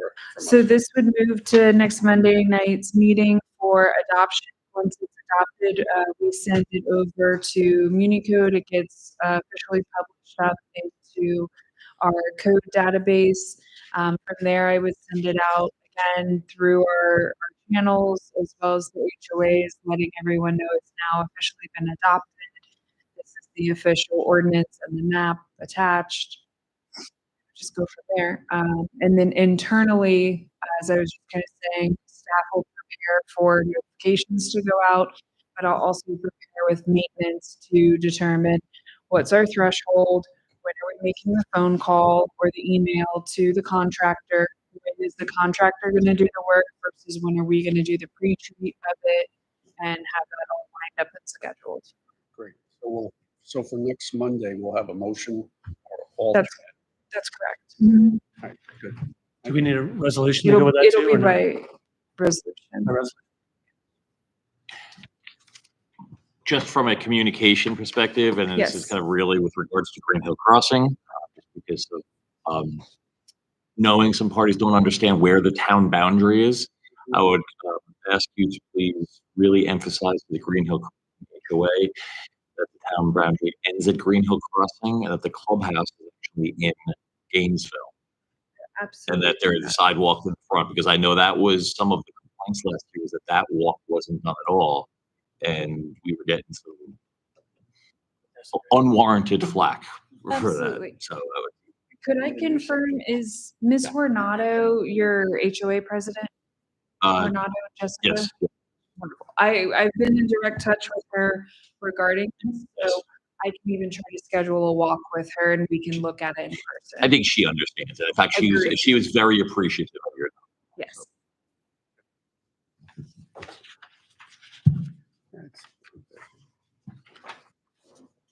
Okay, Moving right along. any other comments? Okay, moving on then, VDOT Our ne- project edition, Yes. secondary route. This item is a little bit of a holdover from a VDOT project that was completed back in 2017 timeframe. So VDOT needs for the town of Haymarket to pass this resolution found on packet page 26, identifying that Cap Valley Way as seen on the map on page 24 is a secondary route. After we pass this resolution, it is accepted into their roadway network and is serviced. They're currently servicing it. This is just a formality for us to go through the resolution passing. Right, so 6 years, 7 years later? Yes. Okay, Some All right. some cleanup on their end. I think they're auditing some of their projects. It was found that this was not. so completed. essentially, this is our, I guess it's in the code, right? The Virginia State Code. I mean, 705, I think, speaks to pushing it off onto them, essentially, rather than municipality. And so that's essentially what this does. They That's- make sure formally it's documented that they're required to maintain it and repair and do all those things. Okay, that's what I thought. Well, that's good. So nobody's been doing anything for the last 7 years? They can take care of it. This is the formal acceptance. It's going to be documented. Yes. No objection, Mr. Mayor, on my part. Yeah. So, any other questions? Resolution really needed for it? It's just Yes. not. They have to have a resolution for it. Okay. Moving on. Got the budget amendment for fiscal year 2020. Yes, so council, as we're all aware, fortunately, we weren't able to get the sidewalk done, in FY 2024. So obviously, when we work on the budget, we do not have those set dates. Now that we officially have the schedule, for this project on the park sidewalk, I'm just requesting to go ahead and amend the budget to use, similar to what we were going to FY 2024, using ARPA funds to fully pay for the project. This does contain a 30% contingency on the overall bid. Any questions about this specific amendment? Yes. Let's see what, we still have ARPA money left over and we'll know that amount later. Yes, we will The still have. entirety of the yes. ARPA funds. Okay. Yes. And you wrote in here that we can take action on this tonight if you need us to take action on this tonight. This was meant, it's a work session, so it's gonna be back on the meeting on Monday. Okay. Since the practice that we have the discussions here, we're just kind of prepping it, sorry about that, of that oversight of mine. But yeah, this is prepared for next Monday. I just read that council may adopt the amendment at the July 29th meeting, so I don't know if that was, if you need us to act faster or not. So, No, because I believe, right now we have just signed all the paperwork documentations are being processed. So yeah, we haven't been requested for a payment just as of. great. All of council should have received the schedule via an email on Friday with a weekend review. It was attached to that email. So, aside from this conversation, if you have questions regarding the schedule specifically, let me know. I do. Anybody else? No? No anxious hands here, so go ahead. All right, no, thank you for the schedule. Glad we finally got one, and you can kind of see what's gonna happen here. The long lead items, you're not looking for any funding to purchase the long lead items? They've already started their procurement and then they'll work through Katie to submit all of their reimbursements for that, but no upfront paid yet. So we can adopt it on Monday night, then it shouldn't make any difference. Correct. Okay. I'm a little concerned about Haymarket Day, as others probably are too, about what that's gonna look like and how it's gonna be buttoned up for that weekend. I noticed on the schedule that they're gonna end on Wednesday. I imagine we can work to clean it up and make it safe. Yep. Any idea what that might look like? So Ricardo, the one of the owners of the company, and I spoke in great detail about what Haymarket Day entails, how busy it is, the area that we need at the park, and how we position our vendors and how our audience tends to interact with that area. He and his team do not have any concerns at this time for removing equipment out of there, buttoning everything up, having it safe and secure. He and I are going to be evaluating it as we get closer. We ask for an earlier in time, so that we have a couple extra days as needed to really clean things up. But then I'm talking internally with our team to it's less of a nuisance and more of a buffer, so that the backs of some of our vendor tents are to that sidewalk area, and we wouldn't have people walking behind them.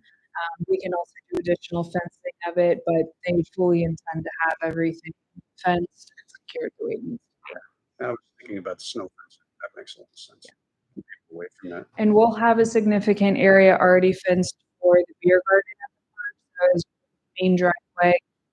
Our fencing for the beer garden is to the right of that driveway, so we can always extend as necessary and just loop the two fences in together. Beneficial just to monitor liability. Absolutely. Thank you. Yes, but I would echo that, especially when I look at this plan, what they're doing beforehand, it's delayed, it's electrical. So if that's, and Haymarket has a lot of kids are kids, and parents don't always pay attention. So they're concerned. And we are working with them to do the electrical work and then cap everything as appropriate, because you do see that our light poles that we purchased, our unique poles, are 18-week lead time. So they will be installed until January. So we'll have a sidewalk, but it'll be dark. Matt, the Van Meter did something very similar. Yeah. Market today, right? Called it the attractive nuisance, right? And so they moved all the equipment to the back. Okay, any more questions? Do you have any more questions for Roberto on the budget amendment portion of that? Okay. Nope. We've been discussing this money for so long. We're anxious to move it. Okay, special events or So, in the recent weeks, when we sent out some applications for Haymarket Day, we had several businesses come back and let us know that they were not necessarily pleased with the fees that we were charging.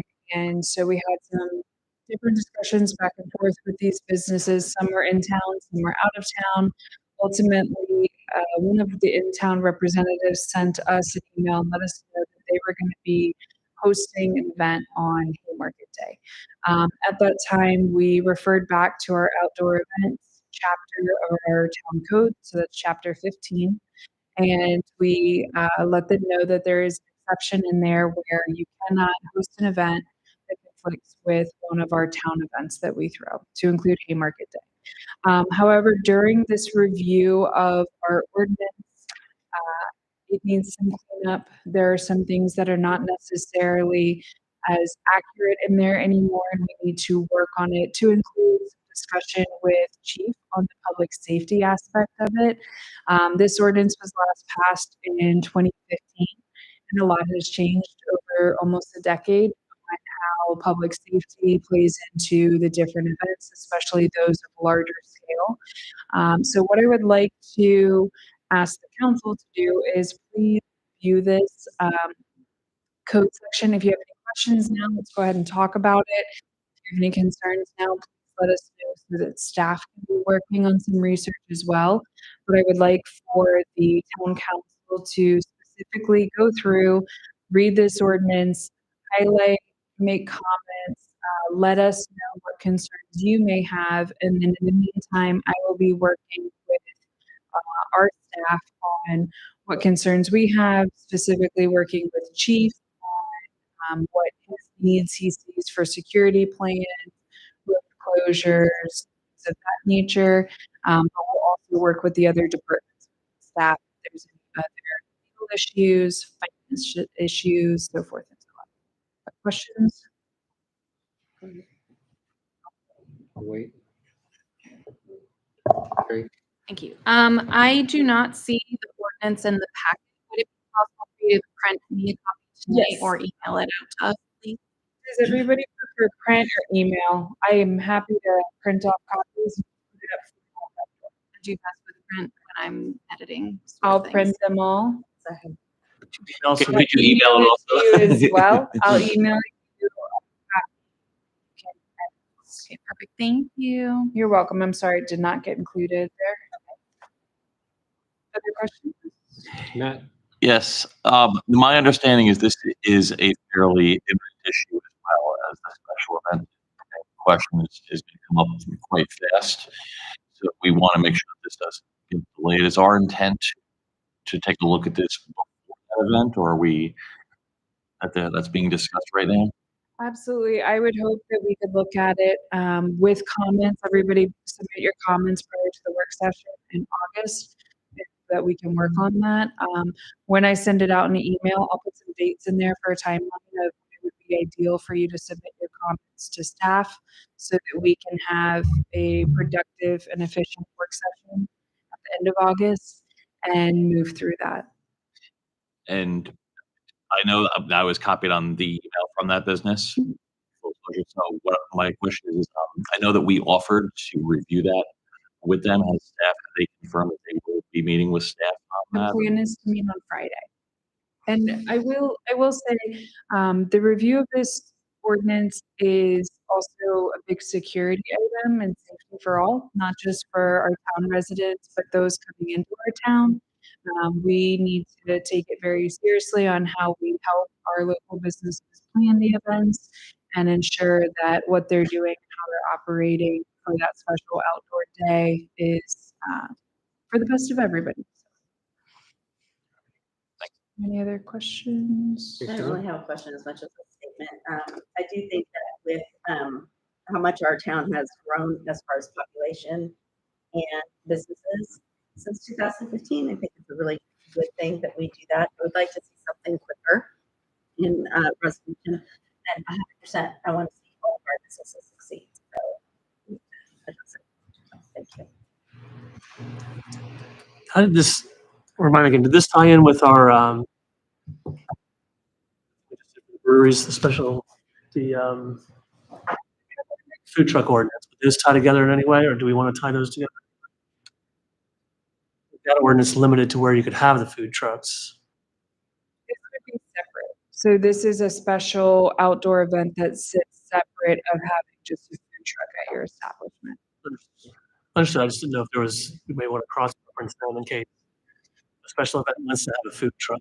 We can do those That's comments. covered in the outdoor event ordinance. We're still maintaining being separate. So, just for a quick example, nonprofit who's located in town Haymarket wants to come in and do a special outdoor event. They would fill out an application and they show us, are they gonna have food trucks there? Are they gonna have alcohol, live music? How are they gonna provide for restrooms, a security and safety plan? And there's one other element. So all of that's put into the application. They're paying an application fee, we review it, and the town approves or denies it. But we also, during that review time, talk with the chief, and he talks about if they need to hire outdoor security or an officer to come and help do anything. Alexander?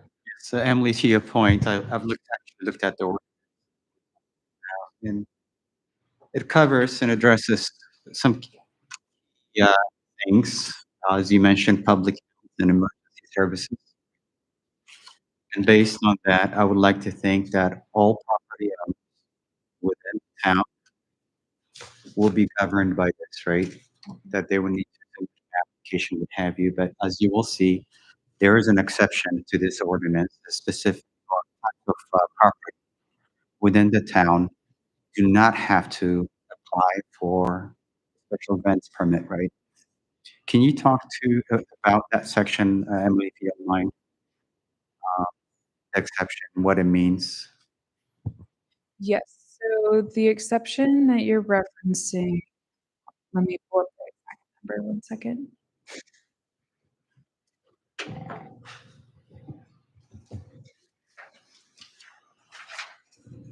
Okay, so that's section 15-17, exceptions to the permit requirement. So quick note, there's a exception area for up in the ordinance right at the very beginning of it.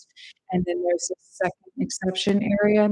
So this was passed in September of 2015, 2 months after the original ordinance was passed.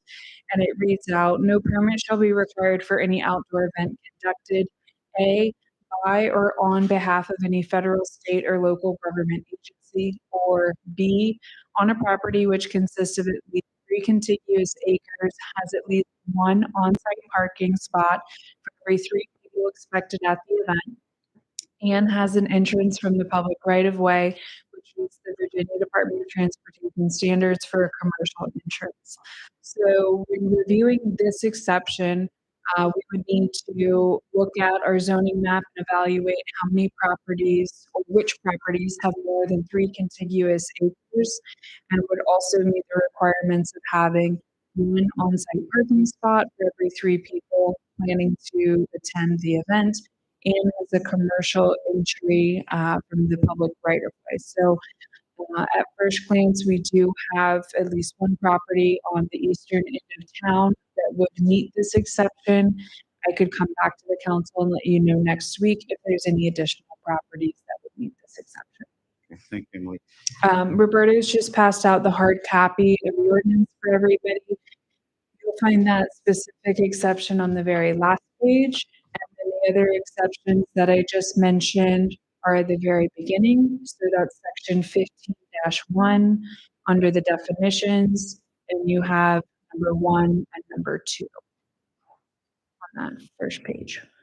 So based on such exception, since such properties do not have to apply for the permit, what that tells me is that, and again, others can tell me if I'm wrong, but such properties don't have to concern themselves or address public safety or emergency-related things in relation to the event that they plan on having at such properties, which to me does not sit well, right? So when you're reviewing this, please take a look at that. I think my personal opinion is this should be applicable to all properties, not a subset of properties. I'm sure if I was to ask the chief, he would agree with me that all properties should be governed by this from the safety perspective, right?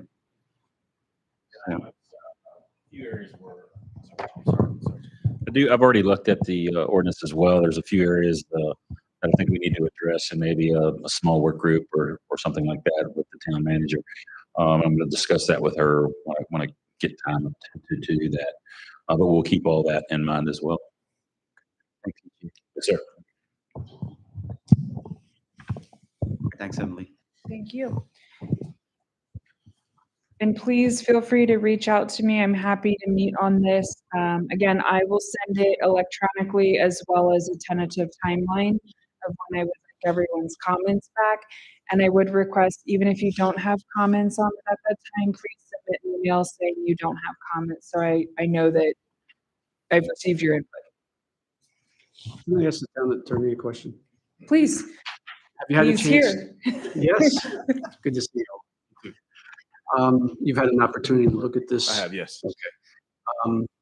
I looked at it a while back. I mean, I was here in 2015, and obviously things have changed since then. Yeah. I was under the impression that they may not have to fill out a permit, but they still had to follow all of the other safety requirements that are mandated. Is that correct, or am I misreading? If somebody's going to do an event. Yeah, they still need a permit if they meet the definition of applicant. And assuming there are no exemptions that apply, they still have to apply for the permit. That's still a part of the process. That hasn't gone away. Right. Yeah. But these so-called exemptions, Mhm. right, these 2 cases. Yeah. And I'm kind of not clear about, because it's a long time ago, about the federal, state, and what have you. Yeah. But they may not have to do a permit, but they still have to follow the applicable ordinances in town associated with noise, traffic, all of those types of Definitely, things. yes. So if somebody had an idea that they didn't have to follow those, they would be incorrect. That's correct. Right. So somehow that has to be cleaned up, I think. I think there might be some confusion that, since we don't have to fill out a permit, we don't have to do anything else. But they wouldn't have to put together or provide a security plan, though, right? That's only being required in this. That's a part of this particular ordinance, so no, that wouldn't apply to them, but the other issues like noise, traffic, that's what's safety concerns. Even though they have to follow it, there's no scrutinization because it's not visible. So If then there's no permit, there's no visibility. So there's a weakness in the Yeah. policy. And that's one of the requirements of this plan, the security plan. I think that's Yeah. I mean, I've seen events that have gone haphazard, traffic and other things. So if people aren't going to self-police, then we have to make sure we do something about it. Okay. So, I mean, these are really good ideas. I think, as we round robin this ordinance and make changes to it, it's going to be a lot better than it is now. It needs some attention, it needs some changes. But, we'll make sure to incorporate everything you're concerned about to make sure. So event permits, are you predating yourself? Woodstock, maybe? Okay. No, Watkins Glen. 1970. I was there. Marshawn? I'm sorry, Emily, did you say this was amended after it was initially adopted? So there wasn't, So when I also send you the email version, I'll send you the link to the Muni site. So on MuniCode, if you're familiar, at the bottom of each ordinance section, you can click on the blue hyperlink, and that's going to jump you to a PDF that was sent in and uploaded and should show the full body of what was adopted, as well as the vote that was taken by council. This one is there. So it was uploaded and adopted in July of 2015. And then you will see that bottom section, that exception 15-17 was amended September of 2015. So 2 months later, it was amended. It was amended at the September 8th meeting of 2015. so I want to say at the time, we did not have a special events ordinance. This is part of the codified ordinance, not part of the zoning ordinance, correct? That's correct. And you are correct. We did not have one prior to 2015. When the first one was adopted, it was newly added. I think the idea at the time, we were trying to model the Loudoun County ordinance. Point being, I think, I'm agreeing that it needs to be updated. It was meant to be a way to address the problem. Now we have 10 years under our belt, so I would agree that yes, we need to update it. So, thanks.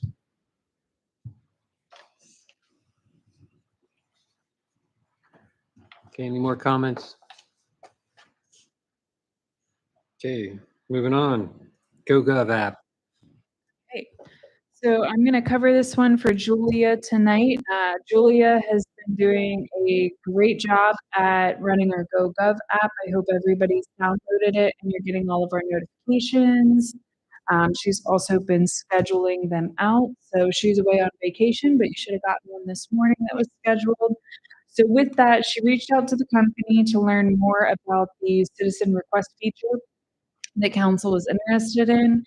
She put together this memo here, but essentially it's a very doable platform. We will need to talk internally on when the request or communications come in, how we're going to handle them, who's going to be the point, who's going to delegate them, or if we do it in different categories so that each head of the department would be in charge of certain topics themselves. So with that, the cost of adding this feature would be $4,200 per year. So Roberto and I have kind of spoken on some different areas that we can pull this money from. We're happy to finalize where exactly we're going to pull the money from with finance liaisons at the meeting next week, if this is amenable to the town council. I think going forward, it would be a great service and another way to have our community reach. Okay, who wants to Who wants to start? back out first? You know what? Thank you. I was really looking forward to this memo being sent out because I had initially asked about the option to communicate directly with staff through the app itself rather than navigating the website to do all of that. I think that $4,200 a year to increase communication, like modes of communication, I'm not sure what word I'm looking for, is excellent and well worth an investment, especially since we really, I think from me taking office, we've really emphasized our need for public input. So opening avenues to allow for that and facilitate that, I think that's really important. I did speak to Leah specifically about this option, and she kind of went a little bit more into depth. Uh, do you think that you could speak to the avenues in which the communication can come from and what types of features this app provides to ensure like things are filtered properly and that these are seen in the right by the right people in a timely manner? She would be the best person to speak to it, but how she presented it is that we would go in and set up different categories and do assignments. When a communication comes in, it's filtered out through what the topic is and how they've reached out to us. Then the staff member gets that work request and they're able to open it, communicate directly back with that citizen. They can also give status updates during the request period. So you could receive it and write back, thank you, received, I'm currently working on this, I'll have it turned around to you in this time frame. And then they can also, once they've completed the request or that line of communication, whatever it may be, they can go and close that so that it'll show that it's been taken care of to the citizens so that they get an alert on their end and not necessarily they're hanging out there waiting on a response. So it is all dependent on how we set it up internally, if each staff member is going to be in charge of something or if everything's run through, for example, Julia, and she works with staff to get the answers and get responses back. So, thank you. Matt? Do we have a number, even if it's estimated, as to how many people have now downloaded the app? she's working on getting that number. Our point person there was out on vacation last week, so now she's out, but I hopefully will have it on Monday for you guys in our admin report. She's been working on filling out a lot more information about the app, how many notifications are going out, but also take a good look at her portion of the admin report as well. Yeah, I mean, what I would say, I mean, I echo what you said. I mean, anything we can do to increase communication and have that interaction with the community is great. I would like to see, okay, kind of what's our plan? What are those categories? What's the time frame for response? And also just, if somebody puts something in there, is it the type of thing that would need to be read into a public meeting and things of that nature as well? Just making sure we're paying attention to all that. And I'm sure you're going to work with the finance committee on where the cost comes from. Obviously, I'd be concerned about that.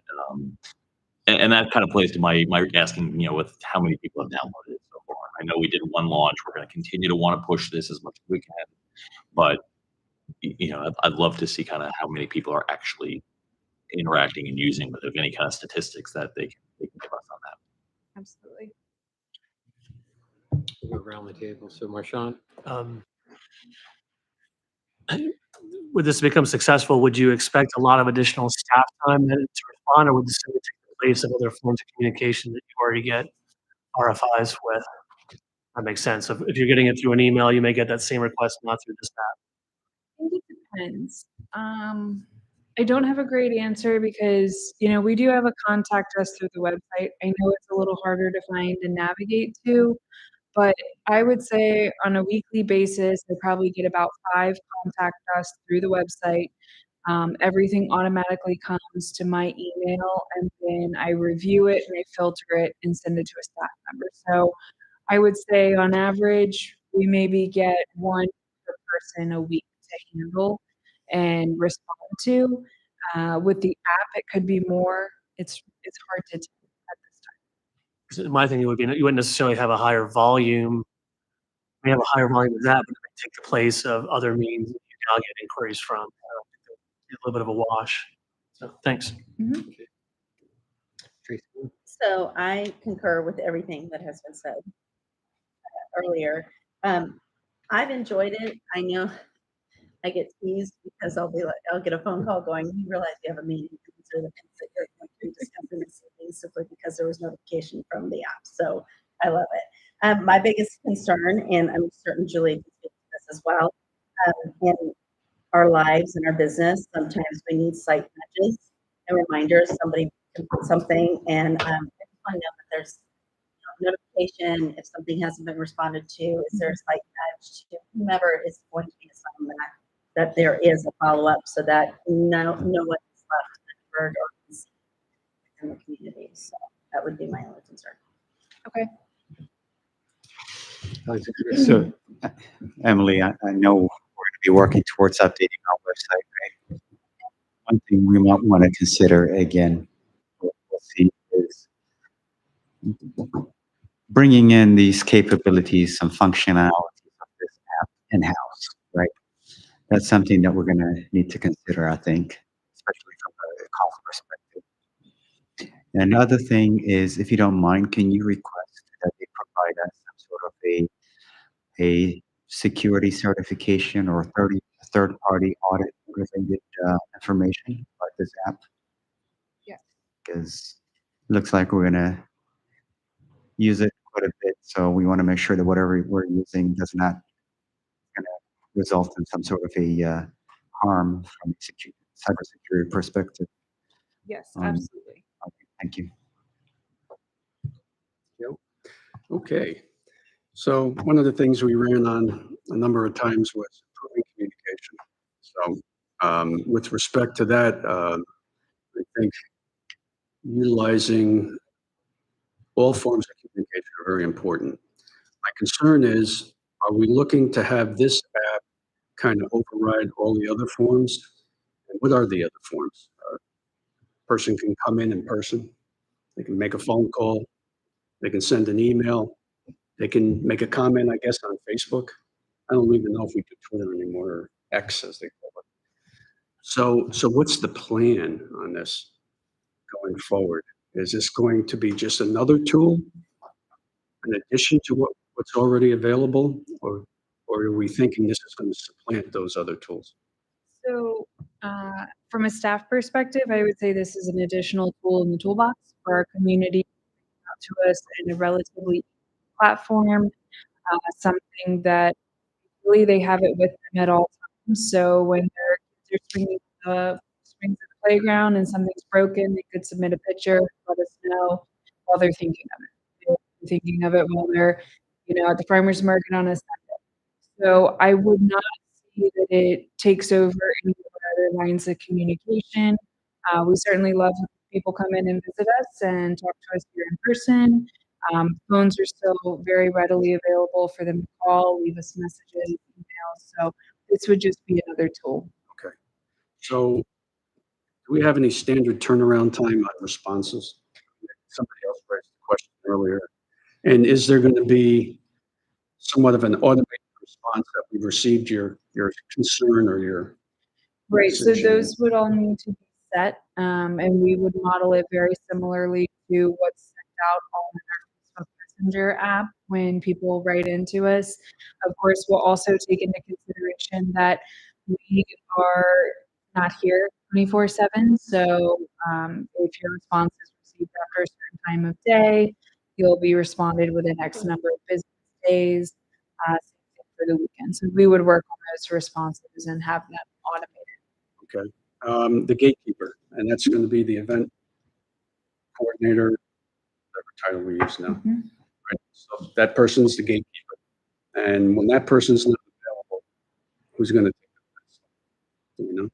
So that comes down to, is everybody going to have their own department that they get notifications automatically via email to them? Okay. Or is she gonna get them? So that's, again, something that has to be decided what our staff workload is and what we think we can handle.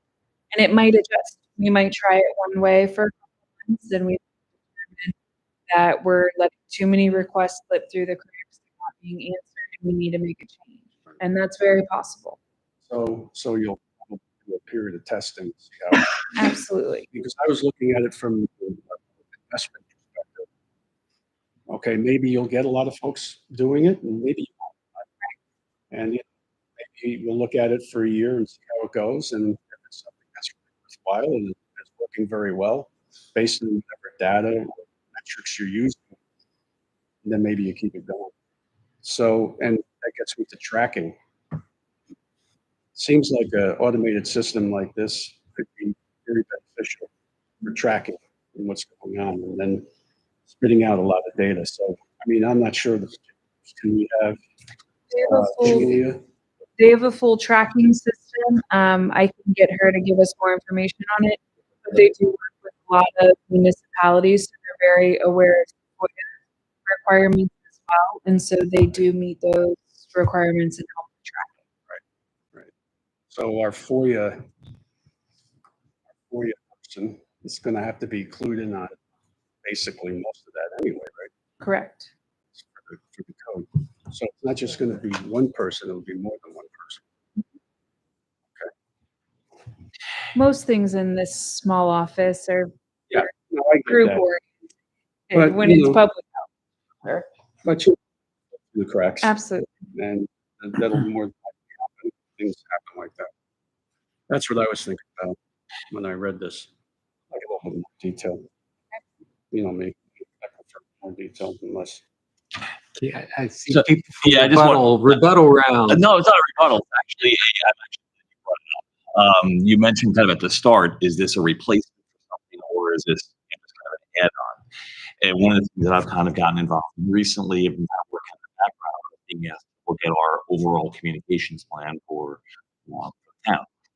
And looking at certain trends, there is a trend going towards the, have something on my phone that I can respond to. I mean, you guys see me walking around with this thing all the time, and it's always a laugh as to whether or not we print something out in an ordinance or who wants it electronically. But this is something what I'd like to do. I've kind of got the framework of a communication plan, kind of just about ready to go. I think this is a good opportunity that we could kind of discuss that a little bit. I can circulate it out within the next week or so. I'd love to be able to get the thoughts on that as kind of just the framework of it, at least at maybe our August work session. Yeah. Because I think this is a big part of it. This is something new that's going that way, and it is important to understand when do we use Facebook and how, when do we use the app and how, when do we use X and how, etc. There's these different communication mechanisms both in and out that we need to very seriously consider. And yes, FOIA, of course, is a key part. And I was just going to add on to that. We have a very eclectic community, and everybody communicates and receives information differently. So the more that we can get that information out on different platforms, the better we're serving our constituents. That's my opinion.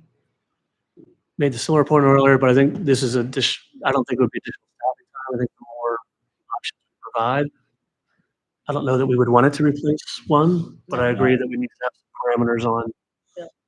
what it costs to support every single communication type. Thanks.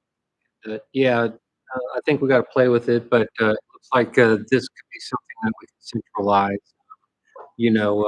I look at it as a service desk ticket tracking system, which would be good because you can integrate everything into it. I call into a service desk and I state my problem, and they interface it. That's the same as a face-to-face with a customer coming in, or emails can automatically create a ticket. If they don't want a response through an email, feedback through an email, and they need a phone call, the call's made. Whoever is responsible for it puts it into the tracking system, and that way we can gauge how our performance is. We can actually measure ourselves. I'm assuming this is what this tool would give us capabilities of. Is that correct, Emily? And I guess search functions, whatever capability we have there, because that's how FOIA would have to be dealing with this. So, lot of things to think about to add on to this before we really move forward with. But we could at least give direction. And I think that'll probably fall under Matt to direct.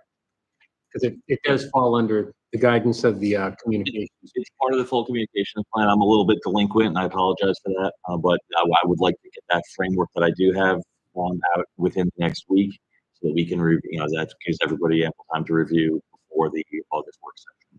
But GoGov is a big part of it, as is our social media. Any more inputs? Staffing, you guys good? Okay. Moving on to the military banner program.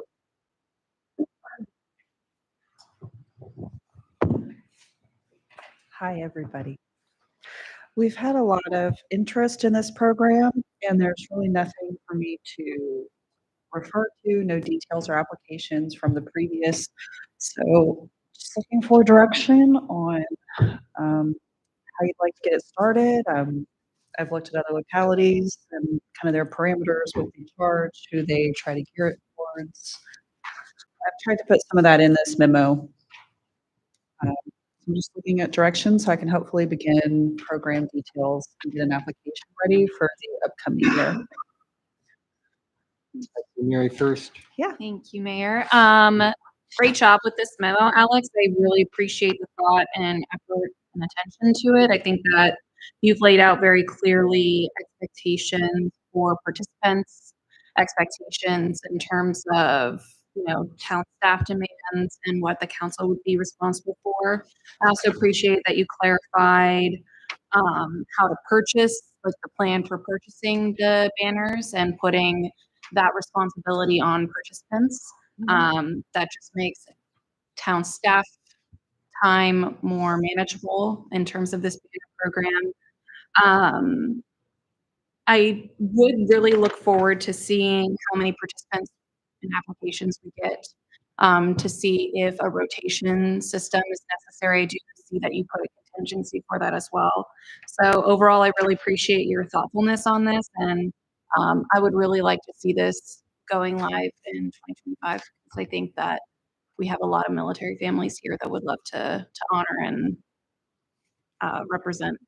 Yeah, I've got a wait list currently, so we're ready. How many do we have on the wait list? Do you know? Like 6 or 7. 6 or 7? Yeah. Right These now. are 6 or 7 individuals who can't currently purchase one. They're waiting for the program. So it's not over and above 40. It's the program. Yes, because I don't have a way for them to apply or purchase one currently. So I have a running list, and I've been letting them know that we're talking about it, discussing it, and so they're waiting. Marshawn, I saw your hand first. So the military tribute banners, that's a vendor. That's a Yeah. Is that okay? And So I this believe would that's be the one that they used before. so. Do we know if there's other vendors that? There was one. This one, I went with this one because we used them previously. So if anybody wanted to apply, I mean, they technically could use the banner that they have if it's in good condition. There is another company I could look into. This stuff was pretty much the same. This one seemed to be the most used by other people when I went to look at their websites. But yes, this is the information here is from theirs specifically. I just want to point out that this was a particular vendor that we used before that we're proposing to use again. I guess if kind of like the trash service, if a couple of years we wanted to revisit, we're getting the best deal from this vendor, we can look at other vendors, I guess. Okay. I agree. It was well put together. I appreciate it. Again, word of statement. Anytime that we can bring attention to those who serve our country, I am in full support of, especially being a military mom. So thank you. Appreciate it. And anything I can do to help support, let me know. Okay. Okay, Joe. Yeah, this program has worked out, I think, a little out very well. I think we got some great participation. I mean, my parochial view is that we should focus focus first on people in town. That's always been my view. And then if there's availability after that, we go to the wider net. That's just a comment I want to make. Relative to the digital file, what is the digital file? My understanding, they provide a digital file that looks exactly like the military banner. And you can put that, some other localities put it on their website and had a little bio, Oh, cool. which if you're interested in, maybe we could do. But they provide the digital file. We would upload it to our website, and I mean, that could be there year round. Right, as right. well. And so for folks that might not be able to get a banner, they could still maybe do the digital file Mhm. and then eventually get to the banner. Yeah, and whatever information they put on their application, we could carry it over. I don't imagine it'd be that difficult, or if they want It's to a great submit idea. something. I have a question about the material, because I know in the past, Matt's done a great job with this. We found that we've had some real issues with taking those banners down because they're the heat, the sun and everything. What kind of materials are they going to be using for it going forward? Change to that? I can, other than premium vinyl, I know their basic fee for this banner is $79, and they said there's an additional $10 to get like their premium. I don't know exactly what the premium is specifically, but I can get information about that. They do replace it 100% for the first 6 months if weather or any damage happens to it. And apparently they replace up to 50% of the cost should it get damaged after 6 months. So that was an interesting find. You know, what the useful life is, how long they're rated for, how many years? I do not know. I don't recall reading that, but I can ask. I was gonna call them. Thank you. I think one of the biggest questions council needs to decide, which we've always had during this program's lifetime, is who's going to pay the replacement fee. So we do our very best to take them down in a gentle manner. Matt does a very good job with that. Our previous third-party contractor who put them up did not. So we do have ones that are damaged, and we've had to apologize to the families that they can't go back up, and they get quite frustrated that their investment is now damaged. So what would council like to do there? Let the vice mayor go, then I'll I counter. just need Vice Mayor? a repeat of the question. What would the council like to do in terms of if the banner is damaged after 6 months and they have to pay 50% of the cost? Who's paying?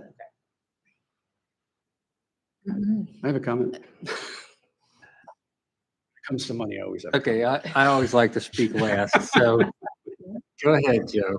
No, my only comment is we have to look at this.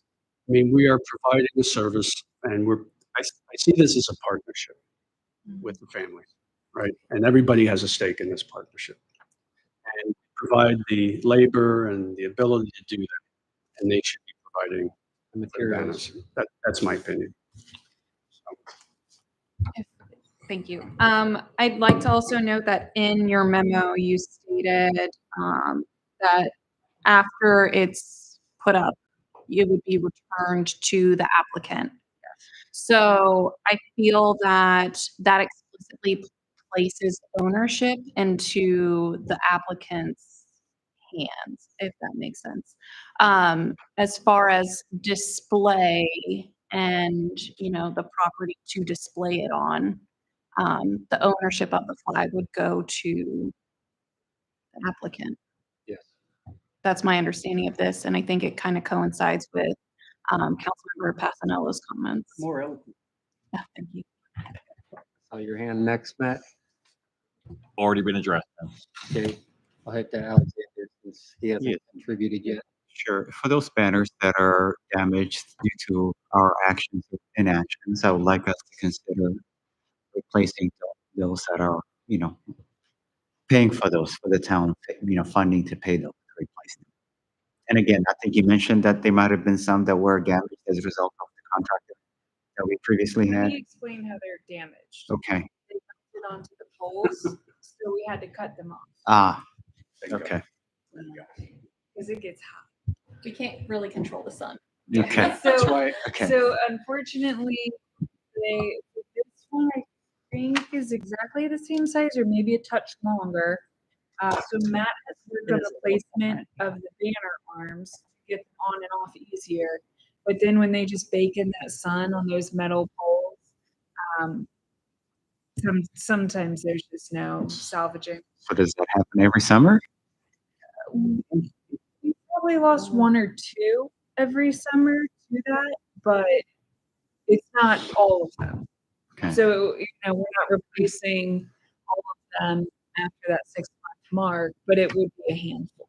But that's why I asked the question, material, what kind of material? I'll clarify that because there's a difference. The price I suggested of 100 is pretty much just the cost. Like it's $80 and you add $10 premium, which I would suggest. And then that $10 would basically cover shipping. So we provide the service and putting it up, maintenance, Matt's time. But I can verify what that extra $10 that's providing. I think it would be a good question to them as well. I mean, obviously they do this for several communities. I'm going to guess that some of them are probably even get warmer weather than us. I'd ask them what the best practice is for how they should be hung, to prevent that. Sure. Tracy Lynn? Also, we didn't know what we didn't know, right? And now, Okay, Rumsfeld. maybe, and now we know. So maybe one of the course corrections is laying out a very realistic plan. When you purchase, this is the lifespan of the program. This is what you could encounter in the short phase. And then understand that we as a town are here to support you, and these are what our obligations are. If this were to happen, just know that it can happen. Like, we are not in control of. So, like I said, I'll just close it. We now know what we know. That's called a disclaimer.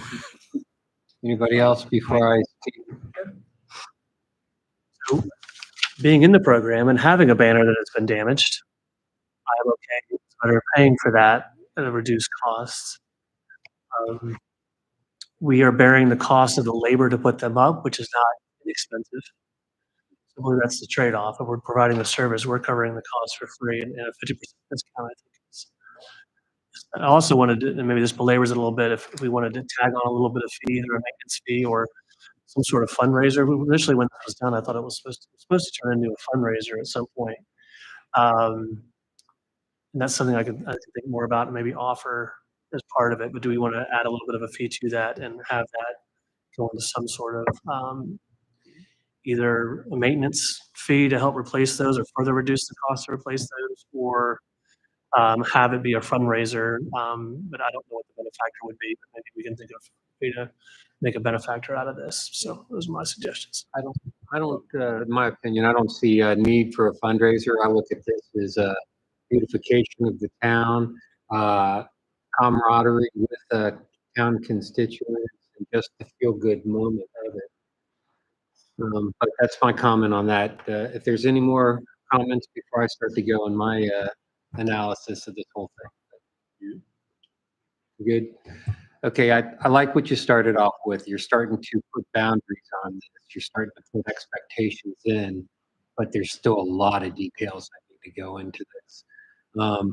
Because of the popularity we've seen, I have a feeling there's going to be contention on people wanting flags. So we got to start addressing how the lottery program is going to work. How we're going to, if we're going to create a weighted program for people in town or people who've already had a banner up the previous cycle. But I do like that you put a 2-year life cycle on these so that these flags may be recoverable and can be used by the people.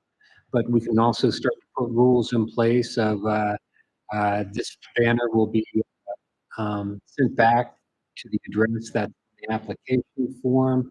If it changes, it's up to the applicant to notify us and all the typical defaults. And I'm sure legal needs to step into this because of all the liabilities and the contention of people being felt like they're left out. So we got a lot of work to do on this, but this is a great first step. And this is, I think, a necessary step for a program that we see as successful as this. I don't know, anybody want to give feedback on my comments? I'd love to hear from the attorney exactly what his points of concern are right now so that staff can readily address them. My primary concern is damage to the material and the town being accused somehow of damaging items that belong to the citizens. So that's kind of what sticks out to me. So I think it needs to be made clear that, you know, if it's caused by the sun or some seasonal issue, not by the actions of the town, you know, we need to decide whether we're going to step into that breach, accept responsibility for it, or let them know at the outset it's caused by seasonal issues and there's nothing that we can do about it. So that's kind of my first thought about it's a product liability issue. Um, and I think it needs to be made clear. Also, as we're thinking about what company we want to go with and the materials we want to use, I know that a lot of work's been done trying to figure out the best company to go with. But is there another company that has materials that can withstand the sun and withstand that kind of damage? So that's something else we need to look into. Those are my thoughts right now. Thank you.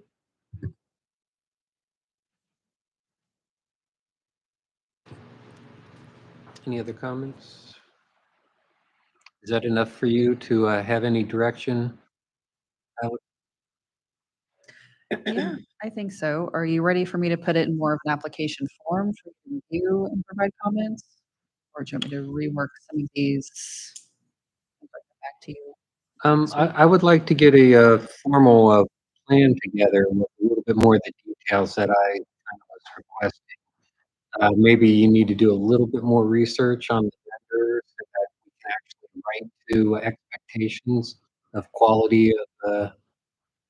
But yeah, I mean, right now we're at the initial skeletal structure of this document, so to speak, and it's time to start vetting out the details and thinking of the scenarios of, yeah, we got a waiting list of people who want to join up. Are we going to tell them they got to sit tight for 2 years? And then what is the approval process? Who gets approved next? And those are the type of things that we need to outline and set up so that it's totally transparent, visible to the applicants. So we don't have any people complaining of favoritism and everything else that's associated with approval programs, right? Mhm. I seem to have spawned comments, so. So Mayor, I do want to draw some attention to some information already provided by Alex in regards to the proposed program. It clearly says here that the company will replace any damaged, lost, or stolen banners within the first 6 months of purchase. And then they're given a discount of 50% off to replace the banner. I think that to elaborate sort of on the expectations that our attorney and mayor have mentioned, maybe we explicitly state that this would be the responsibility of the applicant. I think that's really the most clarification that we can get, since you already have provided this information and an avenue for correction. I do want to say that you have also outlined consideration, and I think that's something that council will need to decide on how we want to allot or appoint, you know, which banners come up first. And I think that Councilmember Passano spoke to, you know, prioritizing, I believe it was you, correct, Joe? Prioritizing in-town service members and their families.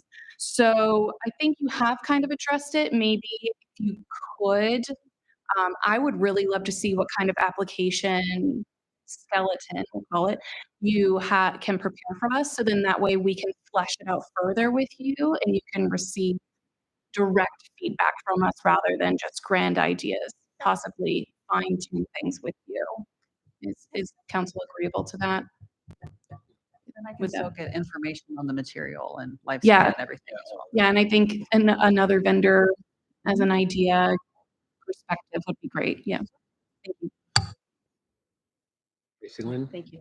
I would also like to see that time is fast approaching for our next banner season, November. Veterans Day will be here before we know it. So I would hate to think that we are going to get caught up in a cycle and stop. So I'd like to see, I feel like we can run parallel a lot of these things Tracy, the minimum was saying we wouldn't start this until 2025. until 2025. Okay, thank you. Or sooner if you want. No. No. 2025. Roberto had something to say.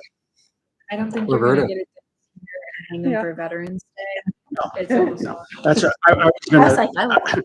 I was gonna jump in and just, say, I would think we continue ad hoc until this is adopted. Yeah. Essentially. So let's, if I understand this correctly, when I applied for it, I went online and filled out the application, correct? So it's, a lot of this is automated by the vendor already. So I don't know how much in terms of the Haymarket application, other than if we want to have a disclaimer that was mentioned earlier, or you need to get some basic information. But a lot of this, DD 214s, the other documentation, I don't think they need to be managing that. The vendor will be managing that part of it. So maybe a copy of what the vendor application may answer a lot of the questions. So and I apologize for not raising my hand. So if we don't facilitate the application and we do wish to offer these expectations of ownership and replacements and things like that, how would you suggest we approach that as a team?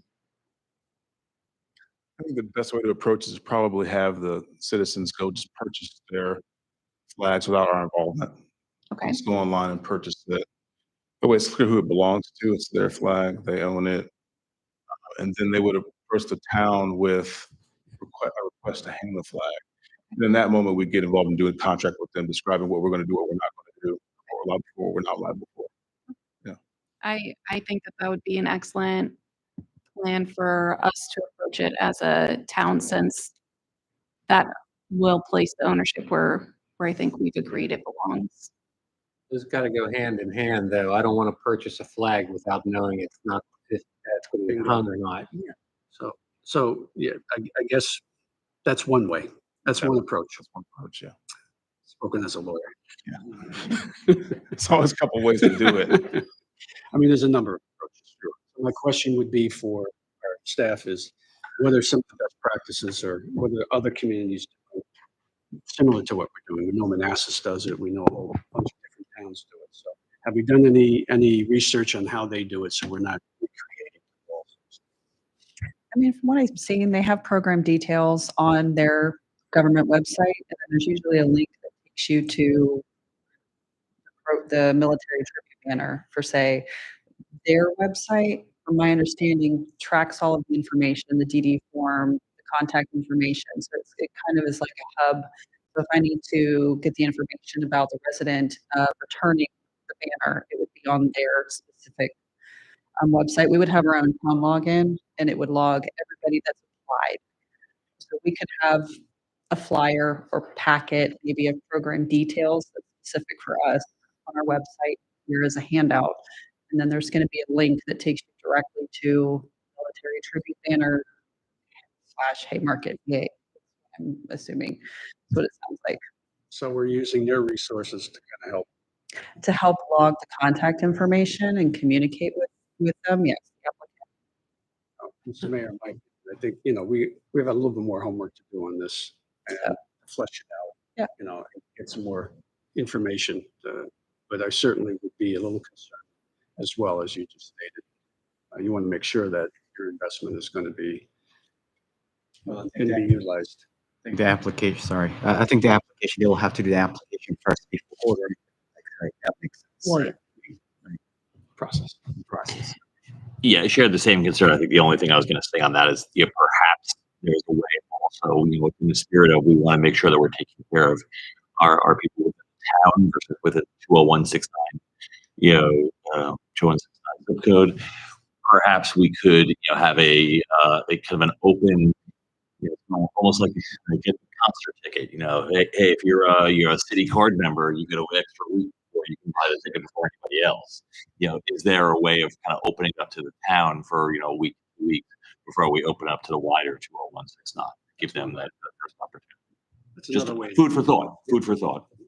Also, what the town boundaries are, so you know if you live within the boundaries. Also, that would be great. Yeah, we could perhaps put in a map of the town boundaries and greater zip code if you decide to extend it to the surrounding 20169. We could put it in our program details. So, yeah. Well, it's a great program. Yeah.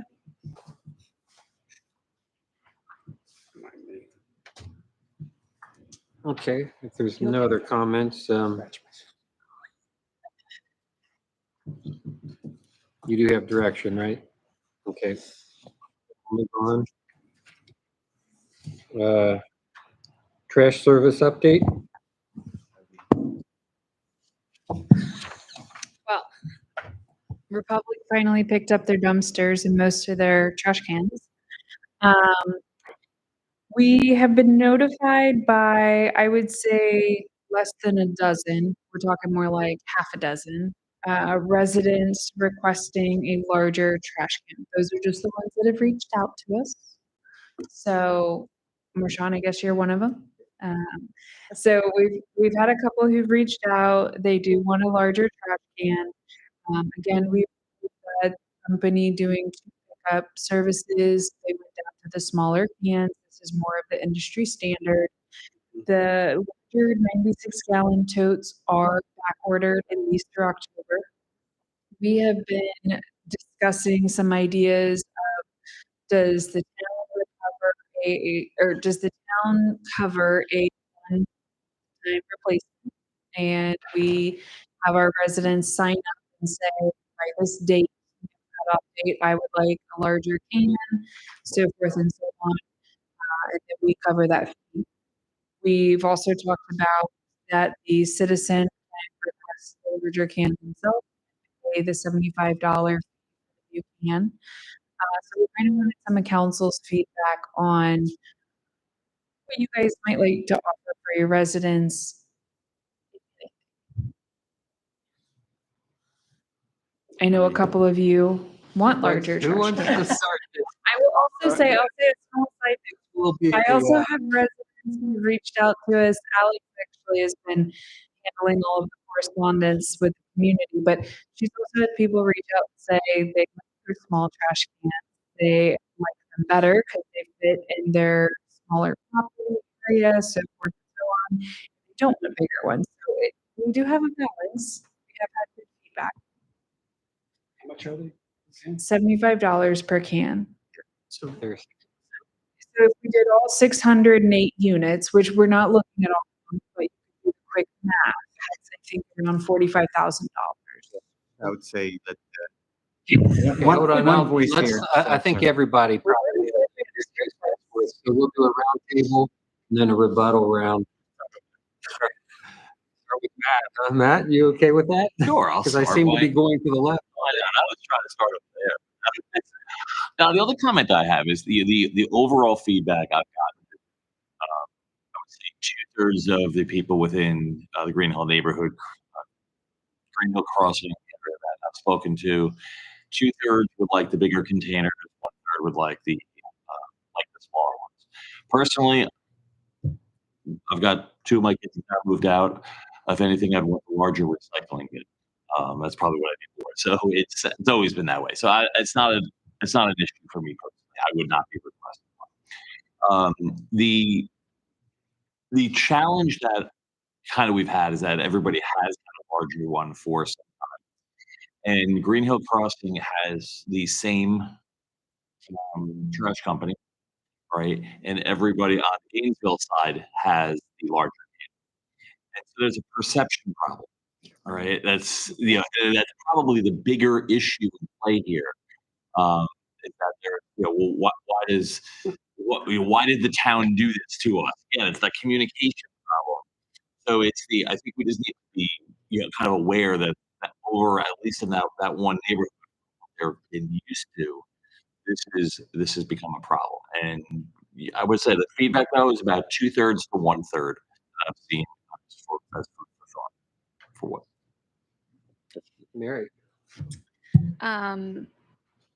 I would be interested if we shared an opportunity for people to request a larger can. And so if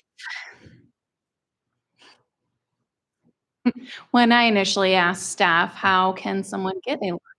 They said, oh, we've been approached by, like 6 people asking if we could help upgrade their can. Granted, 6 people out of 600 units doesn't really warrant a whole town revamp, right?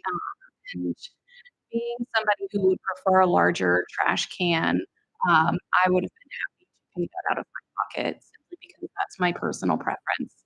Especially when the price tag to do so for the entire town was around $45,000. That is $45,000 for 6 people really didn't seem justified. However, I have not gone door to door with my neighbors to ask for their input. I do know several of my neighbors who have requested the trash cans be removed entirely so that they can use their smaller can, because where their home units are, the cans are too large to get into their backyards or into where they store them. So, it's kind of a toss-up for me. I'm perfectly fine with paying the fee for my family. I do understand, we set an expectation with our previous company. I had no idea that the cans would be smaller when they were delivered. Maybe that's my oversight. But, if we had communicated that earlier, maybe we could have provided more feedback or received more feedback. But now that it's kind of said and done, I would be interested in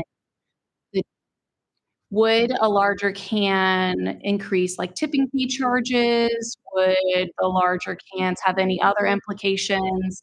And again, I think that we need a little bit more feedback from our constituents, our residents. I think if we kind of advertise that this is a possibility, I think we might get more response. Does that make sense? I don't know. That's kind of where I'm standing. The assumption, at least I made when we were negotiating the contract or looking at the bids, was that we would be not only the same days, but for the same, I guess, collection. So that was a surprise to me. It would have been nice to have been offered the option either or. I'm sure that was a cost savings probably the vendor had, saying the capital outlay to put all those cans out. So it's not cheap. I'm fine paying for the delta. I would like to have the option. Just a lesson learned next time we negotiate a contract for this, that we ask the question about, are we getting the same size bin or different? So that's all I have. You guys want me to interact first or get Yeah, my go ask? ahead. I want to hear what you have to say. Like I said during the negotiation of the contracts, I feel it should be pulled away from the town's taxes anyways. I think people should be responsible for their own trash, and it should be a separate line item associated per household. On that note, $75 should be a responsibility of the. It's that simple. I'll pass it on. I was gonna say, my turn. My biggest pushback was, did everybody know that they had the option to say, I wanted a bigger trash can? Because not all of us would think to ask, and not all of us would know to go and ask. So that would be my first and foremost thought. We talk a lot about service and what we provide for our constituents in this town. And like it or not, the trash is a service. So I would continue to speak that that is a service. I do think that we now offer recycling and trash. So we've got 2 trash cans. So I'm certain that the smaller trash can was because we're now recycling, thus anticipating that our trash would be less than. But not all of us are doing that or have been wired that way. So I do concur with understanding if there's going to be excessive or additional tipping charges. I would like to get feedback as far as how many people would like the trash cans. I would probably on the fact that it is a service of the town and the constituents want bigger trash cans, and that would be a cost to be absorbed, so. Yeah, when we were considering switching services, or negotiating our contract, I never thought that we would go down in size of the trash can. But as you indicated, Mayor and Vice Mayor, this is a service to town residents. It's a good service that we're offering. But personally, and I think Mary said you were willing to pay for it out of pocket, Marshawn, right? And hopefully the residents of the town would also, you know, be willing to pay for it out of pocket as opposed to the town current additional $45,000 cost, right? If I, yeah, potentially, if I were to, I think I might order a larger trash can and I would want to pay for it, right? And again, understand the service that I'm getting, you know, and my taxes are being offset through that such a service. You know, and again, personally, I would pay for it, and hopefully more of the town residents would also be willing to pay for it out of pocket. And I think at the end of the day, it's some might consider as it's a preference. You know, technically, you do have two cans, one for recycling, one for trash. It's a matter of preference and not pursuing two. Joe. Okay, so I guess the first question is, do we want to offer larger totes? And the answer is yes, we can do that, right? We can do that, not a problem. Second question is, what's our exposure? And I've heard 6, possibly up to a dozen. I mean, certainly we can absorb that, but the potential could be a lot greater. And third question for me is, how long is this program going to be available? Do we put a limit on it? Is somebody going to be able to, during the course of this 5-year contract, decide, hey, I want a bigger tote? Are we going to be responsible for that? If we end up paying for totes now, you know, we have to be fair in your treatment, which gets to who's going to pay for it. I'm sorry? Especially if there's a house sale. Yeah, right, and that'll happen. And they're currently back ordered, so we have to first figure out when we can even get any. And we've had this conversation in finance. I've had some odds around it because it's always money action. But I mean, I understand the argument wanting to provide the service. I think we have to stop and recognize that we are providing the service. We were going to go and we were debating about a one-day service, 1 day a week service. We ended up spending double what we would have been spending with a 2-day service. So we're already spending quite a bit of money providing that service. So for me, I would think that I'm getting to the conclusion, I guess, well, maybe, that it should be the responsibility of the homeowner. If in fact they have that need for additional storage in their totes. That's my opinion. Rebuttal or follow on? Just one interesting comment. Ran into a couple of residents, you know, 2 or 3 people walking together, and they made an interesting comment. You brought it up, and I kind of smiled a little bit. They said, yeah, said, well, now that, you know, I have the smaller tote, they said, we have to go and put our garbage out twice a week now. We used to just do it once a week. I said, now that was what they were upset about. That they weren't upset about the size of the, you know, of the can. They were upset that they now had to twice a week pull their garbage out. They said they used to only pull it out on Thursday because it was just one night they had to worry about it. Now it was 2. And all 3 residents were like, yep, that's exactly it. So just an interesting side note on that. It's the. Yeah, and I will say the industry standard kind of spoke to that with the larger can being the once a week method.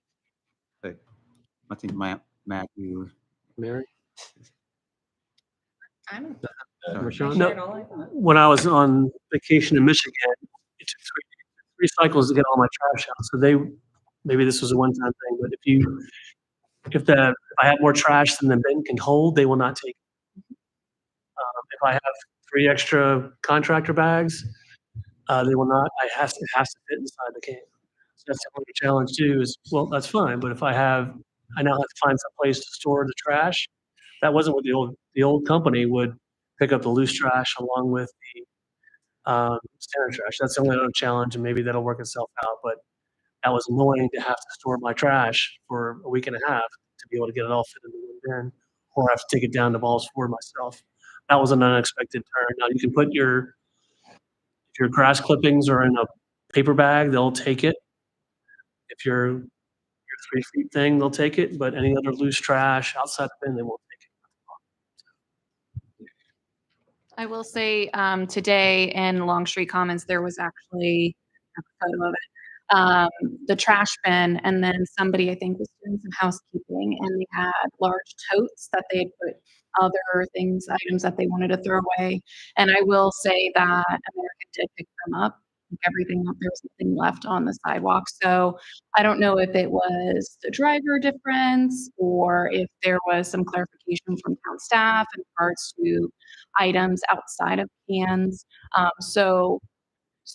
maybe the resident called ahead. I'm not sure, but maybe we can ask some clarifying questions. I know my HOA sent out something specific about things outside of the cans. But I do know I spoke to town staff specifically about a resident who was unable to utilize trash cans due to a physical disability. So, okay, yes, I know, yeah, and I appreciate that. So I don't know if communication in that aspect is important to highlight, or if you have excessive amounts of trash that don't fit in the cans, what the next steps are. Just again, some more communication, clarifying pieces would be helpful, because that is a stark contrast to what I witnessed today. So, thank you. Okay. My turn. Two issues. Tipping fee, I don't think that's affected here because like Marshawn said, it's a matter of when the trash finally gets picked up, but trash will be picked up. And so I don't think the tipping fees will be affected. If we do opt to give these 6 people a free $75 trash can, that's a freebie, man. Don't exclude me from a freebie. So I think it's either an all or nothing. I think it's an all or nothing. You know, you got to give them we make it an automatic, and if you want the smaller can, it's an opt out.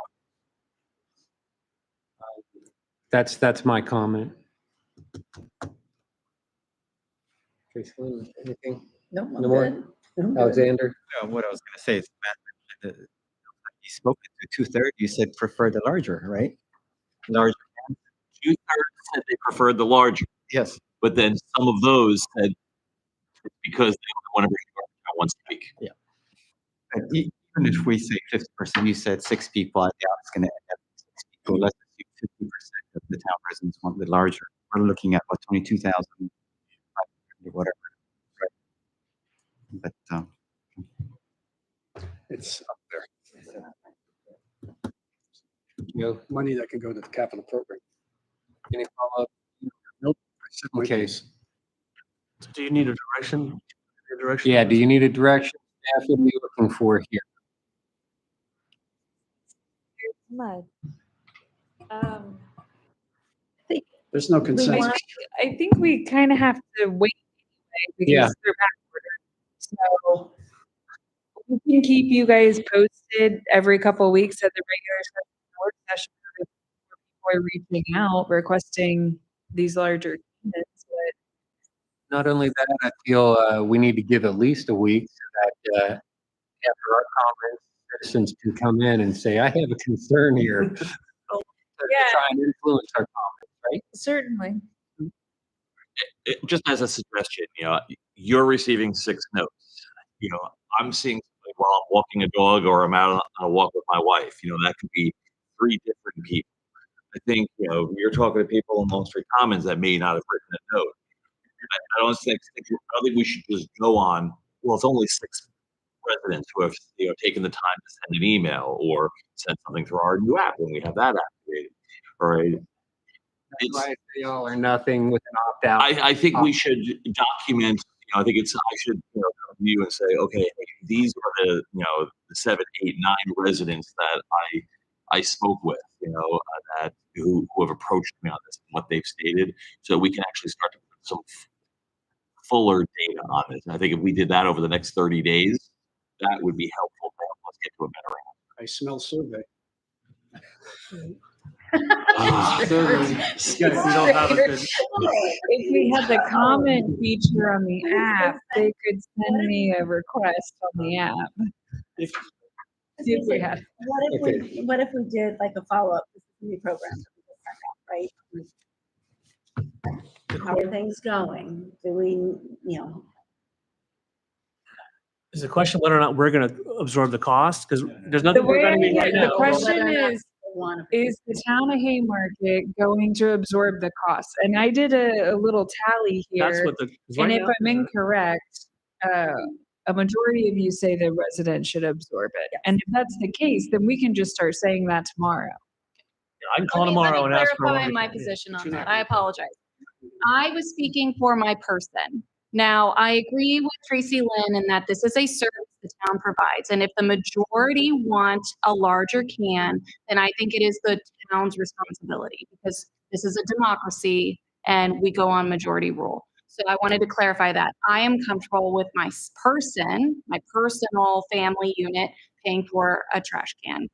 So I wanted to make that very clear and on the record that I personally do not mind. However, we are here to serve the residents of this town. This is a service to the residents of the town, and if the majority want a can, then that's our due diligence, that's our duty. So I'll put that on record. Thank you. I also know this is a fun subject that we talk about. So I think, the trash. But I think, the trash. I think that also the baseline is, do we really know how many people want a bigger trash can, right? That's my crux. Not everybody knows that they can pick up. Like if I want the position that I'm in, and the town decided that they're going to, for whatever reason, do trash service, I wouldn't necessarily know that I could say, I got these 2 smaller trash cans. I'm not really a big fan of it. Can I say something? That's my thing. Does everybody know that they could say something? That's all. I think it's called outreach, right? And that's where the survey might come into play. And the survey for me would not be whether or not the town should absorb it, because my guess is everybody's going to say. Of course. What I want to know is how many people would really want a bigger trash can. And they need to know they need to return the smaller one. And it might fall under mayor's, well, if it's free, I'm gonna take it. Dang right. The other one. What I does mean, I council got wanna a do? trip away from 3 contracts back. That trash can that was never picked up and is sitting in my garage taking up space. They just filed for me. Oh, really? I Yeah. still Well, that got was in mine public. sitting there. We had to send out Matt to collect remaining cans because Republic didn't do that. So we should have kept those.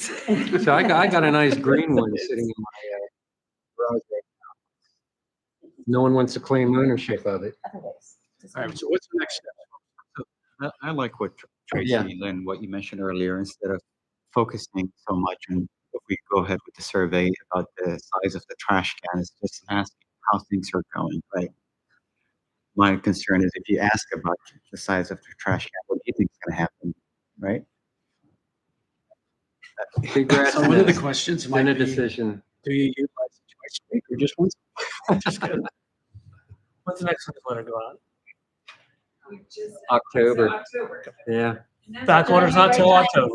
That's great. So why don't we just do a survey, put it in there, or that's how we announce how do we launch the new contract? We did that on Facebook, newsletter.